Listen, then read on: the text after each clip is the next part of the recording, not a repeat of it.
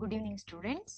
So ನಾವು ಇವತ್ತಿನ ಭಾಗದಲ್ಲಿ ಈ ವಿದ್ಯುತ್ ಶಕ್ತಿ ಅನ್ನುವಂತಹ ಪಾಠದ ಮುಂದಿನ ಭಾಗವನ್ನ ನೋಡ್ಲಿಕ್ಕಿದ್ದೇವೆ. ಸೊ ಈ ಭಾಗದಲ್ಲಿ ನಾವು ಓಮ್ನ ನಿಯಮದ ಬಗ್ಗೆ ಕಲಿಲಿಕ್ಕಿದ್ದೇವೆ. ಹಾಗೆ ಯಾವುದು ವಿದ್ಯುತ್ ಮಂಡಲದ ಚಿತ್ರದ ಬಗ್ಗೆ ಬೇರೆ ಬೇರೆ ಆ ವಿದ್ಯುತ್ ಮಂಡಲ ಚಿತ್ರಗಳನ್ನ ನಾವು ಕಲಿಲಿಕ್ಕಿದ್ದೇವೆ. ಮೇನ್ ಆಗಿ ನಾವು ಈ ಭಾಗದಲ್ಲಿ ಓಮ್ನ ನಿಯಮದ ಬಗ್ಗೆನೂ ಕೂಡ ಕಲಿಲಿಕ್ಕಿದ್ದೇವೆ. ಸೊ ಒಂದೆರಡು ನಿಮಿಷ ಬಿಟ್ಟು ನಾವು ಈ ಕ್ಲಾಸ್ ಅನ್ನ ಶುರು ಮಾಡೋಣ. ಸೊ ಅಲ್ಲಿ ತನಕ ನಾವು ಲಾಸ್ಟ್ ಕ್ಲಾಸ್ ಅಲ್ಲಿ ಏನೇನನ್ನ ಕಲ್ತಿದ್ವಿ ಅನ್ನೋದನ್ನ ಜಸ್ಟ್ ರೀಕಾಲ್ ಮಾಡ್ಕೊಳ್ಳಿ. ನಾವು ಲಾಸ್ಟ್ ಕ್ಲಾಸ್ ಅಲ್ಲಿ ಮೊದಲನೇದಾಗಿ ವಿದ್ಯುತ್ ಆವೇಶಗಳೆಂದ್ರೆ ಏನು ಅನ್ನೋದನ್ನ ತಿಳ್ಕೊಂಡಿದ್ವಿ ಅಲ್ವಾ. ಎಲೆಕ್ಟ್ರಿಕ್ ಚಾರ್ಜ್ ಅಂತ ಕರೀತಾರೆ ಇಂಗ್ಲಿಷ್ ಅಲ್ಲಿ ವಿದ್ಯುತ್ ಆವೇಶಗಳು ಅಲ್ವಾ. ಹಾಗೆ ಸಜಾತಿಯ ವಿದ್ಯುದಾವೇಶಗಳು ವಿಕರ್ಷಣೆಗೊಳ್ಳುತ್ತೆ, ಹಾಗೆ ವಿಜಾತಿಯ ವಿದ್ಯುದಾವೇಶಗಳು ಆಕರ್ಷಣೆಗೊಳ್ಳುತ್ತೆ ಅನ್ನೋದನ್ನ ತಿಳ್ಕೊಂಡಿದ್ವಿ. ಅದಾದ ನಂತರ ವಿದ್ಯುದಾವೇಶಗಳನ್ನ ಯಾವ ಏಕಮಾನವನ್ನ ಬಳಸ್ತಾರೆ, ವಿದ್ಯುದಾವೇಶದ SI ಏಕಮಾನ ಯಾವುದು ಅನ್ನೋದನ್ನ ತಿಳ್ಕೊಂಡಿದ್ವಿ ಅಲ್ವಾ. ನಂತರ ನಾವು ವಿದ್ಯುತ್ ಪ್ರವಾಹ ಅಂದ್ರೆ ಏನು, ವಿದ್ಯುತ್ ಪ್ರವಾಹವನ್ನ ನಾವು ಯಾವ ಮಾನದ ಮೂಲಕ ಅಳಿತಾ ಇದ್ದೇವೆ, ಯಾವ ಉಪಕರಣವನ್ನ ಬಳಸ್ತೇವೆ ಅದನ್ನು ಕೂಡ ನಾವು ಲಾಸ್ಟ್ ಕ್ಲಾಸ್ ಅಲ್ಲಿ ತಿಳ್ಕೊಂಡಿದ್ವಿ ಅಲ್ವಾ. ಸೊ ಇವತ್ತಿನ ಕ್ಲಾಸ್ ಅಲ್ಲಿ ನೀವು ಅದನ್ನೆಲ್ಲ ಸರಿಯಾಗಿ ಓದ್ಕೊಂಡ್ರೆ ಇವತ್ತಿನ ಕ್ಲಾಸ್ ಕೂಡ ನಿಮ್ಗೆ ತುಂಬಾ ಚೆನ್ನಾಗಿ ಅರ್ಥ ಆಗ್ಲಿಕ್ಕೆ ಹೆಲ್ಪ್ ಆಗುತ್ತೆ. ಸೊ ಇಲ್ಲಿ ನೋಡಿ, ಇವತ್ತು ನಾವು ಕಲಿಯಲಿಕ್ಕಿರುವಂತದ್ದು ಮೊದಲನೇದಾಗಿ ವಿದ್ಯುತ್ ವಿಭವಾಂತರ ಅಲ್ವಾ. ಸೊ ಇಲ್ಲಿ ಒಂದು ವಾಹಕದಲ್ಲಿ ಏನಾಗತ್ತೆ, ವಿದ್ಯುತ್ ಪ್ರವಹಿಸತ್ತೆ ಅನ್ನೋದು ನಿಮ್ಗೆ ಗೊತ್ತಿದೆ ಅಲ್ವಾ. ಇಲೆಕ್ಟ್ರಾನ್ಗಳು ಏನ್ ಮಾಡತ್ತೆ, ವಿದ್ಯುತ್ ಪ್ರವಾಹವನ್ನ ಉಂಟು ಮಾಡತ್ತೆ ಅನ್ನೋದು ನಿಮಗೆ ಗೊತ್ತಿದೆ ಅಲ್ವಾ. ಇಲ್ಲಿ ಏನ್ ಹೇಳ್ತಾ ಇದ್ದಾರೆ ನೋಡಿ, ಒಂದು ವಾಹಕದಲ್ಲಿ ವಿದ್ಯುತ್ ಒತ್ತಡದ ವ್ಯತ್ಯಾಸ ಇದ್ರೆ ಮಾತ್ರ ಇಲೆಕ್ಟ್ರಾನ್ಗಳು ಚಲನೆ ಮಾಡುತ್ತೆ ಅಲ್ವಾ. ಸೊ ಈ ವಿದ್ಯುದಾವೇಶಗಳು ಏನಾಗತ್ತೆ, ಅಲ್ಲಿ ವ್ಯತ್ಯಾಸ ಇದ್ರೆ, ವಿದ್ಯುತ್ ಒತ್ತಡದ ವ್ಯತ್ಯಾಸ ಇದ್ರೆ ಮಾತ್ರ ಒಂದು ಕಡೆಯಿಂದ ಇನ್ನೊಂದು ಕಡೆಗೆ, ಒಂದು ವಾಹಕದಲ್ಲಿ ಒಂದು ಕಡೆಯಿಂದ ಇನ್ನೊಂದು ಕಡೆಗೆ ಈ ವಿದ್ಯುತ್ ವನ್ನ ಏನು ಇಲೆಕ್ಟ್ರಾನ್ಗಳು ಕ್ಯಾರಿ ಮಾಡುತ್ತೆ ಅಲ್ವಾ. ಆ ಇಲೆಕ್ಟ್ರಾನ್ಗಳು ಒಂದು ಕಡೆಯಿಂದ ಇನ್ನೊಂದು ಕಡೆಗೆ ಚಲಿಸ್ಬೇಕು ಅಂದ್ರೆ ಅಲ್ಲಿ ವಿದ್ಯುತ್ ಒತ್ತಡದ ವ್ಯತ್ಯಾಸ ಇರಬೇಕು. ಅಂದ್ರೆ ಒಂದು ಕಡೆ ಹೆಚ್ಚು ಇಲೆಕ್ಟ್ರಾನ್ಗಳು, ಒಂದು ಕಡೆ ಕಡಿಮೆ ಇಲೆಕ್ಟ್ರಾನ್ಗಳು, ಆ ರೀತಿಯಾಗಿದ್ರೆ ಮಾತ್ರ ಏನಾಗತ್ತೆ, ಅಲ್ಲಿ ವ್ಯತ್ಯಾಸ ಇದ್ರೆ ಮಾತ್ರ ಅಲ್ಲಿ ವಿದ್ಯುತ್ ವಿಭವಾಂತರ ಉಂಟಾಗತ್ತೆ ಅಂತ ಹೇಳ್ಬಹುದು. ಈ ವಿದ್ಯುತ್ ವಿಭವದ ವ್ಯತ್ಯಾಸವನ್ನ ನಾವು ಒಂದು ವಿದ್ಯುತ್ ಕೋಶದ ಮೂಲಕ ಉತ್ಪಾದನೆ ಮಾಡಬಹುದು. ಅಂದ್ರೆ ವಿದ್ಯುತ್ ಪ್ರವಾಹ ಉಂಟು ಮಾಡಬೇಕು ಅಂದ್ರೆ ನೋಡಿ, ಇಲ್ಲಿ ಒಂದು ಏನ್ ಮಾಡಿರ್ತಾರೆ, ವಿದ್ಯುತ್ ಕೋಶಗಳಿಂದ ಅದನ್ನ ಏನ್ ಮಾಡಿರ್ತಾರೆ, ಒಂದು ವಾಹಕವನ್ನ ಇಲ್ಲಿ ಜೋಡಿಸಿರ್ತಾರೆ ಅಲ್ವಾ. ಇಲ್ಲಿ ವಿದ್ಯುತ್ ಪ್ರವಾಹ ಉಂಟಾಗ್ಬೇಕು ಅಂದ್ರೆ ಏನಾಗ್ಬೇಕು, ಇಲ್ಲಿ ವಿದ್ಯುತ್ ಪ್ರವಾಹದ ವ್ಯತ್ಯಾಸ ಇರ್ಬೇಕು. ಉದಾಹರಣೆಗೆ ಇಲ್ಲಿ ವಿದ್ಯುತ್ ಪ್ರವಾಹ ಕಡಿಮೆ ಇದೆ, ಇಲ್ಲಿ ಜಾಸ್ತಿ ಇದೆ. ಇಲ್ಲಿ ಇಲೆಕ್ಟ್ರಾನ್ಗಳಾಗ ಏನಾಗತ್ತೆ, ಈ ಕಡೆಯಿಂದ ಇನ್ನೊಂದು ಕಡೆಗೆ ಪ್ರವಹಿಸತ್ತೆ. ಗೊತ್ತಾಯ್ತಾ. ಆದ್ರಿಂದ ನಾವು ಇಲ್ಲಿ ವಿದ್ಯುತ್ ಕೋಶಗಳಿಂದ ಕೂಡಿದ ಬ್ಯಾಟರಿಗಳನ್ನ ಏನ್ ಮಾಡ್ತಾರೆ, ವಿದ್ಯುತ್ ವಿಭವವನ್ನು ಉಂಟು ಮಾಡ್ಲಿಕ್ಕೆ ಬಳಸ್ತಾರೆ ಅಲ್ವಾ. ಹಾಗಾದ್ರೆ ವಿದ್ಯುತ್ ವಿಭವಾಂತರ ಅಂದ್ರೆ ಏನು, ಪೊಟೆನ್ಶಿಯಲ್ ಡಿಫರೆನ್ಸ್ ಅಂತ ಕರೀತಾರೆ. ಹಾಗಾದ್ರೆ ವಿದ್ಯುತ್ ವಿಭವಾಂತರ ಅಂದ್ರೆ ಏನು, ಅಲ್ಲಿ ನಾನೇನ್ ಹೇಳ್ದೆ, ಒಂದು ಕಡೆಯಿಂದ ಇನ್ನೊಂದು ಕಡೆಗೆ ಅಲ್ಲಿ ವ್ಯತ್ಯಾಸ ಇದ್ದಾಗ ಮಾತ್ರ ಏನಾಗತ್ತೆ, ಚಲಿಸುತ್ತೆ ಅಂತ ಹೇಳ್ದೆ ಅಲ್ವಾ. ಇಲ್ಲಿ ನೋಡಿ, ವಿದ್ಯುತ್ ವಿಭವಾಂತರವನ್ನ ಯಾವ ರೀತಿಯಾಗಿ ಹೇಳ್ತಾರೆ ಅಂದ್ರೆ, ವಿದ್ಯುತ್ ಪ್ರವಾಹವಿರುವ ವಿದ್ಯುತ್ ಮಂಡಲದಲ್ಲಿ, ನಿಮಗೆ ಗೊತ್ತಿದೆ ಒಂದು ವಿದ್ಯುತ್ ಮಂಡಲ ಇದೆ ಅಂತ ಅನ್ಕೊಳ್ಳಿ. ಒಂದು ವಿದ್ಯುತ್ ಪ್ರವಾಹವಿರುವ ವಿದ್ಯುತ್ ಮಂಡಲದಲ್ಲಿ ಎರಡು ಬಿಂದುಗಳ ನಡುವಿನ ವಿದ್ಯುತ್ ವಿಭವಾಂತರವನ್ನ ಇಲ್ಲಿ ಏನ್ ಮಾಡ್ತಾ ಇದ್ದಾರೆ, ಒಂದು ವಿದ್ಯುತ್ ಮಂಡಲ ಇದೆ ಅಂತ ಅನ್ಕೊಳ್ಳಿ. ಈ ವಿದ್ಯುತ್ ಮಂಡಲದಲ್ಲಿ ಏನಾಗ್ತಾ ಇದೆ, ವಿದ್ಯುತ್ ಪ್ರವಹಿಸ್ತಾ ಇದೆ. ಇಲ್ಲಿ ನಾವು ವಿಭವಾಂತರವನ್ನ ಹೇಳ್ತಾ ಇದ್ದೇವೆ ಅಲ್ವಾ. ಎರಡು ಬಿಂದುಗಳ ನಡುವಿನ ವಿದ್ಯುತ್ ವಿಭವಾಂತರವನ್ನ ನಾವು ಏನಂತ ಕರಿತಾ ಇದ್ದೇವೆ, ಒಂದು ಏಕಮಾನ ಆವೇಶವನ್ನ ಒಂದು ಬಿಂದುವಿನಿಂದ ಇನ್ನೊಂದು ಬಿಂದುವಿಗೆ ತರುವಲ್ಲಿ ಆಗುವ ಕೆಲಸ ಅಂತ ವ್ಯಾಖ್ಯಾನಿಸ್ತೇವೆ. ಇದನ್ನ ನೋಡಿ ಯಾವ ರೀತಿಯಾಗಿ ಅರ್ಥ ಮಾಡ್ಕೊಳ್ಬೇಕು ಅಂದ್ರೆ ಇಲ್ಲಿ ಎರಡು ಬಿಂದುಗಳು ಒಂದು ವಾಹಕದಲ್ಲಿ, ಒಂದು ವಿದ್ಯುನ್ಮಂಡಲ ಅಂತ ಅನ್ಕೊಳ್ಳಿ, ಒಂದು ವಾಹಕದಲ್ಲಿ ಇದೆರಡು ಬಿಂದುಗಳು, ಗೊತ್ತಾಯ್ತಾ? ಈ ಎರಡು ಬಿಂದುಗಳ ನಡುವಿನ ವಿಭವಾಂತರ ಅಂದ್ರೆ ಏನ್ ಹೇಳ್ತಾ ಇದ್ದೇವೆ ನಾವು ಅಂದ್ರೆ ಒಂದು ಏಕಮಾನ ಆವೇಶವನ್ನ, ಅಂದ್ರೆ ಒಂದು ಕೂಲಂ ಆವೇಶವನ್ನ, ಗೊತ್ತಾಗ್ತಾ ಇದ್ಯಾ? ಒಂದು ಕೂಲಂ ಆವೇಶವನ್ನ ಒಂದು ಬಿಂದುವಿನಿಂದ ಇನ್ನೊಂದು ಬಿಂದುವಿಗೆ ತರುವಲ್ಲಿ ಆಗುವಂತ ಒಂದು ಕೆಲಸ, ವರ್ಕ್, ಅದನ್ನ ನಾವು ವಿಭವಾಂತರ ಅಂತ ವ್ಯಾಖ್ಯಾನಿಸ್ತೇವೆ. ಅರ್ಥ ಆಗ್ತಿದ್ಯಾ? ಒಂದು ವಿದ್ಯುನ್ಮಂಡಲದಲ್ಲಿ ಒಂದು ಇಲೆಕ್ಟ್ರಿಕ್ ಸರ್ಕ್ಯೂಟ್ ಅಂತ ಹೇಳ್ಬಹುದು ಅಲ್ವಾ, ಅಲ್ಲೇನಿರುತ್ತೆ, ವಿದ್ಯುತ್ ಕೋಶ ಇರುತ್ತೆ, ಹಾಗೆ ಆ ಪ್ಲಗ್ ಕೀ ಇರುತ್ತೆ, ಹಾಗೆ ಎಮಿಟರ್ ಇರುತ್ತೆ ಅಲ್ವಾ. ಸೊ ಇಲ್ಲಿ ವಿಭವಾಂತರ ಅಂದ್ರೆ ಏನು ಅಂದ್ರೆ ಒಂದು ಬಿಂದುವಿನಿಂದ ಇನ್ನೊಂದು ಬಿಂದುವಿಗೆ ಒಂದು ಏಕಮಾನ ಆವೇಶವನ್ನ, ಒಂದು ಕೂಲಂ ಆವೇಶವನ್ನ ತರುವಲ್ಲಿ ಆಗುವಂತಹ ಒಂದು ಕೆಲಸ, ಗೊತ್ತಾಗ್ತಾ ಇದೆಯಾ? ಇದನ್ನ ವಿಭವಾಂತರ ಅಂತ ಕರಿತಾ ಇದ್ದೇವೆ.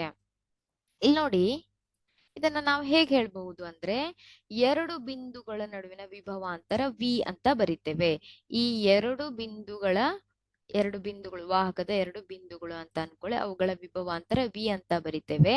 ಆವೇಶ ನಿಮ್ಗೆ ಗೊತ್ತಿದೆ, ಆವೇಶ ಅದನ್ನ ಯಾವ್ದ್ರಿಂದ ನಾವು ಬರಿತೇವೆ? ಕ್ಯೂ ಅಂತ ಬರಿತೇವೆ ಅಲ್ವಾ. ಹಾಗಾದ್ರೆ ಆಗಿರುವಂತಹ ಕೆಲಸ ಡಬ್ಲ್ಯೂ, ಅದರಿಂದ ನಾವು ವಿಭವಾಂತರ ಅಂದ್ರೆ ಏನ್ ಬರಿಬಹುದು? V is equal to W by Q ಅಂತ ಬರಿಬಹುದು. ಹಾಗಾದ್ರೆ ವಿಭವಾಂತರ ಅಂದ್ರೆ ಏನು? ಒಂದು ಬಿಂದುವಿನಿಂದ ಇನ್ನೊಂದು ಬಿಂದುವಿಗೆ ಒಂದು ಏಕಮಾನ ಆವೇಶವನ್ನ ತರುವಲ್ಲಿ ಆಗುವಂತಹ ಒಂದು ಕೆಲಸ ಅಂತ ಹೇಳ್ಬಹುದು. ನಾವು ವಿಭವಾಂತರದ ಏಕಮಾನವನ್ನ ನಾವು ವೋಲ್ಟ್ ಅಂತ ಹೇಳ್ತೇವೆ. ನೋಡಿ, ಇಲ್ಲಿ ವಿಭವಾಂತರದ ಏಕಮಾನವನ್ನ ವೋಲ್ಟ್ ಅಂತ ಹೇಳ್ತೇವೆ, ವಿ, ವೋಲ್ಟ್ ಅಲ್ವಾ. ಹಾಗೆ ವಿದ್ಯುತ್ ಪ್ರವಾಹದ ಏಕಮಾನ ಯಾವುದು? ಯಾವುದು? ಅಲ್ಲ, ಇಲ್ಲಿ ವೋಲ್ಟ್ ಅಂತ, ಏಕಮಾನ ವೋಲ್ಟ್ ಅಂತ ಕರಿತೀವಿ ಅಲ್ವಾ, ವಿ ಅಂತ ಬರಿತೇವೆ ಅದನ್ನ, ಆಂಪಿಯರ್ ಅಲ್ವಾ.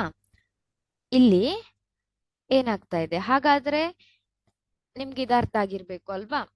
ವಿಭವಾಂತರ ಒಂದು ಬಿಂದುವಿನಿಂದ ಇನ್ನೊಂದು ಬಿಂದುವಿಗೆ ಒಂದು ಏಕಮಾನ ಆವೇಶವನ್ನ, ಎಲೆಕ್ಟ್ರಿಕ್ ಚಾರ್ಜ್, ಒಂದು ಕೂಲಂ ಇಲೆಕ್ಟ್ರಿಕ್ ಚಾರ್ಜ್ ಅನ್ನ ತರುವಲ್ಲಿ ಆಗುವಂತಹ ಒಂದು ಕೆಲಸವನ್ನ, ಅಲ್ಲಿ ನಡೆಯುವಂತಹ ಒಂದು ಕೆಲಸವನ್ನ ನಾವು ವಿಭವಾಂತರ ಅಂತ ಕರಿತೇವೆ, ಪೊಟೆನ್ಶಿಯಲ್ ಡಿಫರೆನ್ಸ್ ಅಂತ ಕರಿತೇವೆ. ಇದನ್ನ ವಿಭವಾಂತರದ SI ಏಕಮಾನ, SI unit, standard unit ಅಲ್ವಾ ಅದು, ಅದನ್ನ ವೋಲ್ಟ್ ಅಂತ ಕರಿತೇವೆ. ಹಾಗಾದ್ರೆ ನಾವು ಒಂದು ವೋಲ್ಟ್ ಅಂದ್ರೆ ಏನ್ ಹೇಳ್ಬಹುದು? ಒಂದು ವೋಲ್ಟ್ ವಿಭವಾಂತರ ಅಂದ್ರೆ ಏನು? ಒಂದು ವೋಲ್ಟ್ ವಿಭವಾಂತರ ಅಂದ್ರೆ ಏನು ಅಂದ್ರೆ ಯಾವುದೇ ಎರಡು ಅನುಕ್ರಮ ವಿದ್ಯುತ್ ವಾಹಕದ ಎರಡು ಬಿಂದುಗಳ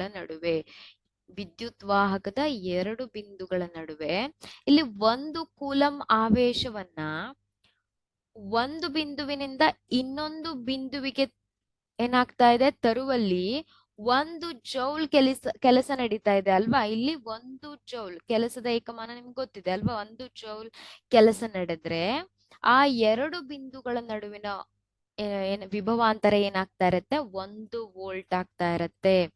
ಇಲ್ಲಿ ಸರಿಯಾಗಿ ನೀವು ಅರ್ಥ ಮಾಡ್ಕೊಳ್ಬೇಕು. ಎರಡು ಬಿಂದುವಿನ ನಡುವಿನ ವಿದ್ಯುತ್ ಪ್ರವಾಹ ಹರಿತಾ ಇದೆ. ಎಷ್ಟು ವಿದ್ಯುತ್ ಪ್ರವಾಹ ಹರಿತಾ ಇದೆ? ಅಲ್ಲಿ ವಿದ್ಯುತ್ ಆವೇಶಗಳು ಹರಿತಾ ಇದೆ. 1 ಕೂಲಂ ವಿದ್ಯುತ್ ಆವೇಶಗಳು ಹರಿತಾ ಇದೆ. ನಿಮ್ಗೆ ಗೊತ್ತಿದೆ 1 ಕೂಲಂ ವಿದ್ಯುತ್ ಆವೇಶ ಹರಿತಾ ಇದೆ ಅಂತ ಅನ್ಕೊಳ್ಳಿ. ಆಗ ಈ ವಿದ್ಯುತ್ ಆವೇಶಗಳು ಒಂದು ಬಿಂದುವಿನಿಂದ ಇನ್ನೊಂದು ಬಿಂದುವಿಗೆ ತರುವಲ್ಲಿ ಆಗುವಂತ ಒಂದು ಕೆಲಸ ಎಷ್ಟಾಗಿದೆ? ಅಲ್ಲಿ 1 ಜೌಲ್ ಕೆಲಸ ಆಗಿದೆ. ಆಗ ಏನಾಗಿರುತ್ತೆ? ಅವುಗಳ ನಡುವಿನ ವಿಭವಾಂತರ ಎಷ್ಟಾಗಿರುತ್ತೆ? 1 ವೋಲ್ಟ್ ಆಗಿರುತ್ತೆ. ಆದ್ರಿಂದ ನಾವೇನ್ ಬರಿಬಹುದು? 1 ವೋಲ್ಟ್ ಇಸ್ ಈಕ್ವಲ್ ಟು ಎಷ್ಟು? 1 ಜೂಲ್ ಡಿವೈಡೆಡ್ ಬೈ 1 ಕೂಲಂ. ಹಾಗೆ ಬರ್ದಿದ್ವಿ ಅಲ್ವಾ. V is equal to W by Q ಅಂತ ಬರ್ದಿದ್ವಿ ಅಲ್ವಾ. ಅಂದ್ರೆ 1 ವೋಲ್ಟ್ ಅಂದ್ರೆ 1 ಜೂಲ್ ಡಿವೈಡೆಡ್ ಬೈ 1 ಕೂಲಂ ಆವೇಶಗಳು. ಅಂತ ನಾವು ಇಲ್ಲಿ ಬರಿಬಹುದು. ಅರ್ಥ ಆಗ್ತಾ ಇದೆಯಾ? ಇದನ್ನ ಜಸ್ಟ್ ನೀವು ಇಮ್ಯಾಜಿನ್ ಮಾಡ್ಬೇಕು. ಒಂದು ವಿದ್ಯುತ್ ವಾಹಕ ತಂತಿಯನ್ನ ಇಮ್ಯಾಜಿನ್ ಮಾಡ್ಬೇಕು. ಅವುಗಳ ವಿಭವಾಂತರ ಪೊಟೆನ್ಶಿಯಲ್ ಡಿಫ್ರೆನ್ಸ್ ಏನಾಗಿರುತ್ತೆ ಅಲ್ವಾ, ಅದನ್ನ ಇಮ್ಯಾಜಿನ್ ಮಾಡ್ಕೊಳ್ಬೇಕು. ಈ ಒಂದು ಬಿಂದುವಿನಿಂದ ವಿದ್ಯುದಾವೇಶಗಳನ್ನ ಇನ್ನೊಂದು ಬಿಂದುವಿಗೆ ತರಬೇಕು. ನಿಮ್ಗೆ ಗೊತ್ತಿದೆ ವಿದ್ಯುದಾವೇಶಗಳು ಅಂದ್ರೆ ಏನ್ ಗೊತ್ತಿದೆ ಅಲ್ವಾ, ಅವುಗಳು ಏನಾಗ್ತಾ ಇರತ್ತೆ, ಇವುಗಳು ಇಲ್ಲಿ ಪ್ರವಹಿಸ್ತಾ ಇರತ್ತೆ. ಅಲ್ಲಿ ಕೆಲಸ ಎಷ್ಟು ನಡೆದಿದೆ, 1 ಜೌಲ್ ಕೆಲಸ ನಡೆದಿದೆ. ಅಂದ್ರೆ 1 ಕೂಲಂ ಆವೇಶವನ್ನ ತರಬೇಕಾದ್ರೆ 1 ಜೂಲ್ ಕೆಲಸ ನಡೆದಿದೆ. ಆದ್ರಿಂದ ಅವುಗಳ ವಿಭವಾಂತರ ಎಷ್ಟು ಅಂತ ಹೇಳ್ಬಹುದು ನಾವು, 1 ವೋಲ್ಟ್ ಅಂತ ಹೇಳ್ಬಹುದು. ಈ ಸಮೀಕರಣ ವಾಯ್ಸ್ ಬ್ರೇಕ್ ಆಗ್ತಾ ಇದೆ. ಹೌದಾ,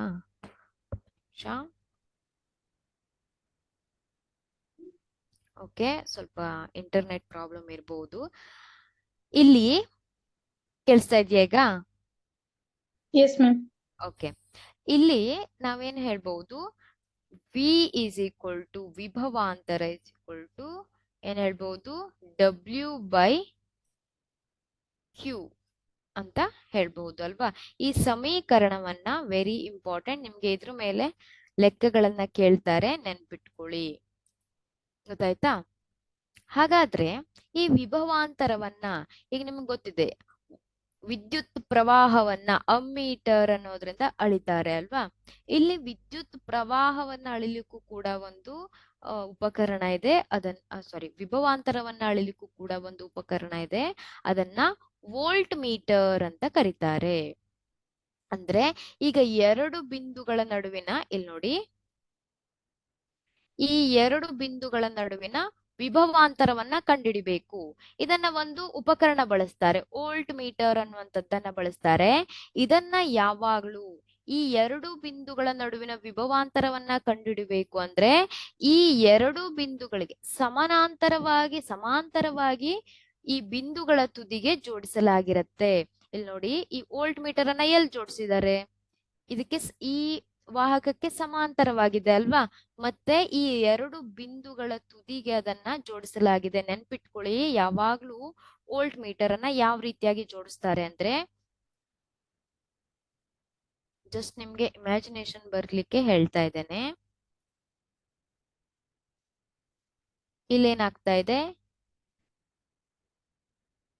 ಈ 2 ಬಿಂದುಗಳು ಎ ಮತ್ತೆ ಬಿ ಬಿಂದುಗಳ ನಡುವಿನ ವಿಭವಾಂತರವನ್ನ ಕಂಡುಹಿಡಿಬೇಕು. ಹಾಗಾದ್ರೆ ವೋಲ್ಟ್ ಮೀಟರ್ ಅನ್ನ ನಾವ್ ಎಲ್ಲಿ ಜೋಡಿಸ್ಬೇಕು, ವಿ ಅಂತ ಇಲ್ಲಿ ಜೋಡಿಸ್ಬೇಕು. ಆ 2 ಬಿಂದುಗಳ ತುದಿಗೆ ಸಮಾಂತರವಾಗಿ ಜೋಡಿಸ್ಬೇಕು. ಗೊತ್ತಾಯ್ತಾ? ಈಗ ಅಮ್ಮೀಟರ್ ಅನ್ನ ನಾವ್ ಇಲ್ಲಿ ಜೋಡಿಸ್ಬಹುದು ಅಲ್ವಾ. ಈ ರೀತಿಯಾಗಿ ವಿದ್ಯುತ್ ಪ್ರವಾಹ ಹರಿತಾ ಇದ್ರೆ ವಿದ್ಯುತ್ ಪ್ರವಾಹವನ್ನ ಅದು ಏನ್ ಮಾಡತ್ತೆ, ಅಳಿಲಿಕ್ಕೆ ಅದನ್ನ ಬಳಸ್ತಾರೆ. ಆದ್ರೆ ವೋಲ್ಟ್ ಮೀಟರ್ ಅನ್ನ ಯಾವಾಗ್ಲೂ ಇದೇ ರೀತಿಯಾಗಿ ಜೋಡಿಸ್ಬೇಕು. ನಾವು ಯಾವ 2 ಬಿಂದುಗಳ ವಿಭವಾಂತರವನ್ನ ಕಂಡುಹಿಡಿಬೇಕು ಅಲ್ವಾ, ಆ 2 ಬಿಂದುಗಳ ತುದಿಗೆ ಏನಾಗಿರ್ಬೇಕು, ಅದು ಸಮಾಂತರವಾಗಿ ಇರ್ಬೇಕು. ಸಮಾಂತರವಾಗಿ ಅಂದ್ರೆ ಗೊತ್ತಾಯ್ತು ಅಲ್ವಾ ಇಲ್ಲಿ ಯಾವ ರೀತಿಯಾಗಿ ಜೋಡಿಸ್ತಾರೆ ಅಂತ. ಅರ್ಥ ಆಗ್ತಿದ್ಯಾ? Yes ma'am. ಓಕೆ, ಸೊ ಈ ರೀತಿಯಾಗಿ ಅದನ್ನ ವೋಲ್ಟ್ ಮೀಟರ್ ಅನ್ನ ಜೋಡಿಸ್ಬೇಕು ಅಂತ ಇರತ್ತೆ. ಇಲ್ಲಿ ನೋಡಿ, ಇಲ್ಲಿ ಒಂದು ಲೆಕ್ಕ ಕೊಟ್ಟಿದ್ದಾರೆ. 12 ವೋಲ್ಟ್ ವಿಭವಾಂತರ ಹೊಂದಿರುವ 2 ಬಿಂದುಗಳ ನಡುವೆ 2 ಕೂಲಂ ಆವೇಶಗಳು ಚಲಿಸಿದಾಗ ಆಗುವ ಕೆಲಸ ಎಷ್ಟು? ಇಲ್ಲಿ ನೋಡಿ, ವಿ ಕೊಟ್ಟಿದ್ದಾರೆ. ವಿ ಎಷ್ಟು ಕೊಟ್ಟಿರುವ ದತ್ತಾಂಶವನ್ನ ನೋಡ್ಕೊಳ್ಳಿ. ಫಸ್ಟ್ ವಿ ಕೊಟ್ಟಿದ್ದಾರೆ ಅಲ್ವಾ, ವಿ ಎಷ್ಟು, 12 ವೋಲ್ಟ್ ಅಲ್ವಾ. ಈಗ ಮತ್ತೇನ್ ಕೊಟ್ಟಿದ್ದಾರೆ, ಕ್ಯೂ ಕೊಟ್ಟಿದ್ದಾರೆ, ಆವೇಶ ಎಷ್ಟು ಕೂಲಂ, 2 ಕೂಲಂ ಅಂತ ಕೊಟ್ಟಿದ್ದಾರೆ ಅಲ್ವಾ. ಈಗ ನಮ್ಗೆ ಸಮೀಕರಣ ಗೊತ್ತಿದೆ, ಆಗುವ ಕೆಲಸ ಅಂತ ಕೇಳಿದ್ದಾರೆ, ಡಬ್ಲ್ಯೂ ವರ್ಕ್ ಎಷ್ಟು ಅಂತ ಕೇಳಿದ್ದಾರೆ ಅಲ್ವಾ. ನಮ್ಗೆ ಸಮೀಕರಣ ಗೊತ್ತಿದೆ, V is equal to Q by W by Q W by Q ಅಲ್ವಾ. ಇಲ್ಲಿ ನಮ್ಗೆ ವಿ ಕೊಟ್ಟಿದ್ದಾರೆ 12 ಇಸ್ ಈಕ್ವಲ್ ಟು ಡಬ್ಲ್ಯೂ ಗೊತ್ತಿಲ್ಲ ನಮ್ಗೆ, ಆದ್ರಿಂದ ಕ್ಯೂ ಎಷ್ಟು 2 ಅಲ್ವಾ. ಇಲ್ಲಿ ಡಬ್ಲ್ಯೂ ಇಸ್ ಈಕ್ವಲ್ ಟು ಏನಾಗತ್ತೆ, ಕ್ರಾಸ್ ಮಲ್ಟಿಪ್ಲಿಕೇಶನ್ ಆಗೋದಿಲ್ವಾ, 12 ಇಂಟು 2 ಅಲ್ವಾ. ಸೊ ಉತ್ತರ ಎಷ್ಟು ಬಂತು, 24. ಅದರ ಏಕಮಾನವನ್ನ ಬರಿಬೇಕು ಅಲ್ವಾ. ಇಲ್ಲಿ ಕೆಲಸ ಎಷ್ಟು ಅಂತ ಕೇಳಿದ್ದಾರೆ. ಕೆಲಸದ ವರ್ಕ್ ಏಕಮಾನ ಯಾವುದು? ಜೌಲ್. ಜೌಲ್ ಅಂತ ಬರಿಬೇಕು ಅಲ್ವಾ? ಕೆಲಸದ ಏಕಮಾನ ಜೌಲ್ ಇದೆ, ಆದ್ರಿಂದ ನೀವು ಇಲ್ಲಿ ಜೌಲ್ ಅಂತ ಬರಿಬೇಕು. ಈಗ ಉದಾಹರಣೆಗೆ ಯಾವುದೋ ಒಂದು ಇಲ್ಲೇ ಒಂದು ಲೆಕ್ಕ ಕೊಟ್ಟು ಏನ್ ಮಾಡಿದ್ದಾರೆ, ವಿಭವಾಂತರ ಎಷ್ಟು ಅಂತ ಕೇಳಿದ್ದಾರೆ. ನೀವು ವಿ ಅನ್ನ ಫೈಂಡ್ ಔಟ್ ಮಾಡ್ತೀರಾ ಅಲ್ವಾ, ವಿಭವಾಂತರ. ಆದ್ರಿಂದ ಲಾಸ್ಟಿಗೆ ಉತ್ತರದಲ್ಲಿ, ನಿಮ್ಮ ಉತ್ತರದಲ್ಲಿ ಏನಿರ್ಬೇಕು, ಇಷ್ಟು ವೋಲ್ಟ್ ಅಂತ ಉತ್ತರದಲ್ಲಿ ಇರ್ಬೇಕು. ಈಗ ವಿದ್ಯುತ್ ಆವೇಶಗಳು ಎಷ್ಟು ಎಷ್ಟು ಕೂಲಂ ವಿದ್ಯುದಾವೇಶಗಳು ಚಲಿಸಿದೆ, Q ಎಷ್ಟು ಅಂತ ಕೇಳಿದ್ರೆ ನಿಮ್ಮ ಉತ್ತರದಲ್ಲಿ ಏನಿರ್ಬೇಕು, ಅದರ ಏಕಮಾನ ಇರ್ಬೇಕು. ವಿದ್ಯುದಾವೇಶದ ಏಕಮಾನ ಏನು? ಕೂಲಂ. ಕೂಲಂ ಅಲ್ವಾ? ಸೊ ಆ ರೀತಿಯಾಗಿ ನಿಮ್ಮ ಉತ್ತರದಲ್ಲಿ ಏಕಮಾನಗಳಿರ್ಬೇಕು. ಅದಕ್ಕೂ ಕೂಡ ಮಾರ್ಕ್ಸ್ ಇರುತ್ತೆ. ನೀವು 24 W 24 ಅಷ್ಟೇ ಬರ್ದ್ರಾಗಿಲ್ಲ, ಅಲ್ಲಿ ಜೌಲ್ ಅಂತ ಬರಿಬೇಕು. ಅದರ ಕೆಲಸದ ಏಕಮಾನ ಜೌಲ್ ಅಲ್ವಾ, ಅದಕ್ಕೆ ಜೆ ಅಂತ ಬರಿಬೇಕು. ನಾನು ಇನ್ನೊಂದ್ಸಲ ರಿಪೀಟ್ ಮಾಡ್ತೇನೆ. ಈಗ ನೀವು ವಿಭವಾಂತರದ ಕಂಡುಹಿಡಿತಾ ಇದ್ದೀರಾ. ಈಗ ವಿಭವಾಂತರ ಎಷ್ಟು? ಒಂದು 10 ಬಂದಿದೆ. 10 ಅಷ್ಟೇ ಬರ್ದ್ರೆ ಸಾಕಾ?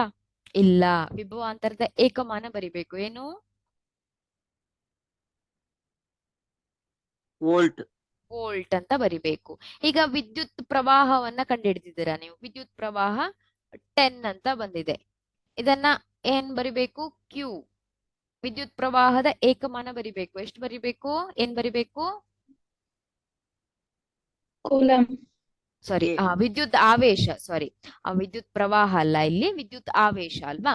ಸೊ ವಿದ್ಯುತ್ ಆವೇಶಗಳ ಏಕಮಾನವನ್ನ ಬರಿಬೇಕು. ಏನು ಅದು? ಸಿ ಅಂತ ಬರಿಬೇಕು. ಈಗ ಉದಾಹರಣೆಗೆ ಬೇರೆ ಸಮ್ಮಲ್ಲಿ ವಿದ್ಯುತ್ ಪ್ರವಾಹವನ್ನ ಅಲ್ವಾ, ವಿದ್ಯುತ್ ಪ್ರವಾಹವನ್ನ ಕಂಡುಹಿಡಲಿಕ್ಕೆ ಹೇಳಿದ್ದಾರೆ ಅಂದ್ರೆ ಅದರ ಏಕಮಾನವನ್ನ ನೀವು ಬರಿಬೇಕಾಗತ್ತೆ. ಇಲ್ಲಿ ಆನ್ಸರ್ ಗೊತ್ತಾಯ್ತು ಅನ್ಕೊಳ್ತೇನೆ. 24 ಜೌಲ್ ಅಂತ ಹೇಳ್ಬಹುದು ಅಲ್ವಾ?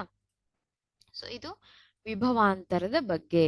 ಇಲ್ಲಿ ನೀವು ಇಂಪಾರ್ಟೆಂಟ್ ಆಗಿ ನೀವು ಏನು ಒಂದು ಲೆಕ್ಕವನ್ನ ಯಾವ ರೀತಿಯಾಗಿ, ಅಲ್ಲೊಂದು ಸಮೀಕರಣ ಬಂದಿದೆ ಅಲ್ವಾ, ಅಲ್ಲೊಂದು ಫಾರ್ಮುಲಾ ಬಂದಿದೆ ಅಲ್ವಾ, V = W/Q ಅನ್ನುವಂತ ಒಂದು ಫಾರ್ಮುಲಾ ನೆನ್ಪಿಟ್ಕೊಳ್ಳಿ.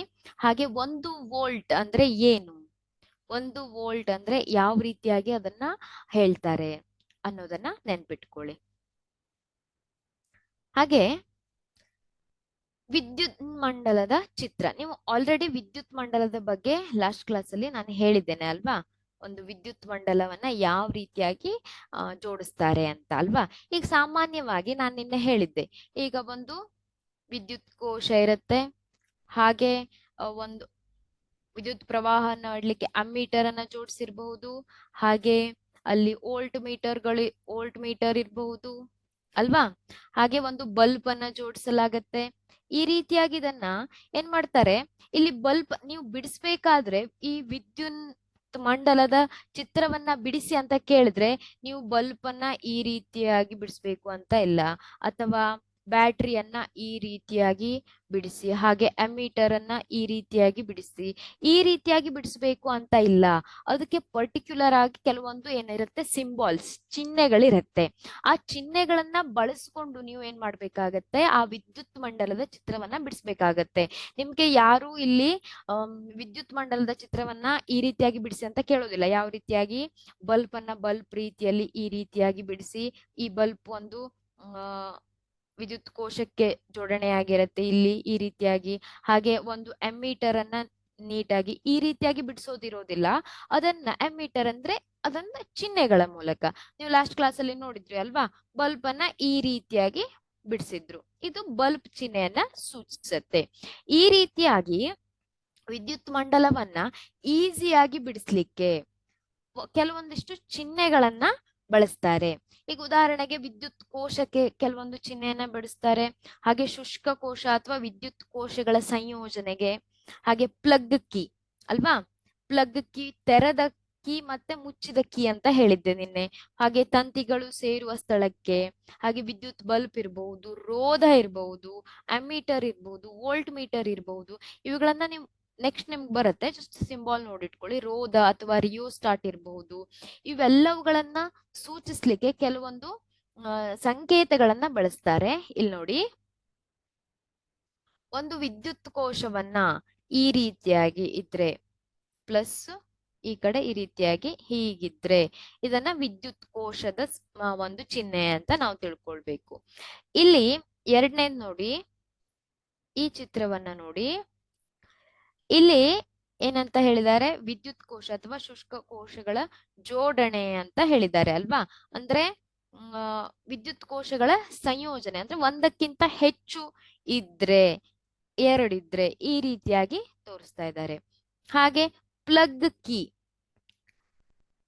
ಈ ರೀತಿಯಾಗಿ ಅಂದ್ರೆ ಪ್ಲಗ್ ಕೀ ಈ ರೀತಿಯಾಗಿದ್ರೆ ನಿಮ್ಮ ವಿದ್ಯುತ್ ಮಂಡಲದ ಚಿತ್ರದಲ್ಲಿ ನೋಡಿ, ಈಗ ಒಂದು ವಿದ್ಯುತ್ ಮಂಡಲ ಈ ರೀತಿಯಾಗಿದೆ. ಇಲ್ಲಿ ಒಂದು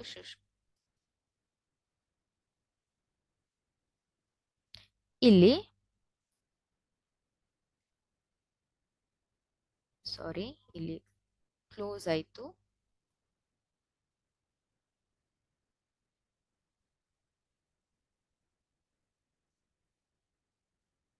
ಈ ರೀತಿಯಾಗಿದೆ. ನಂತರ ಇಲ್ಲೊಂದು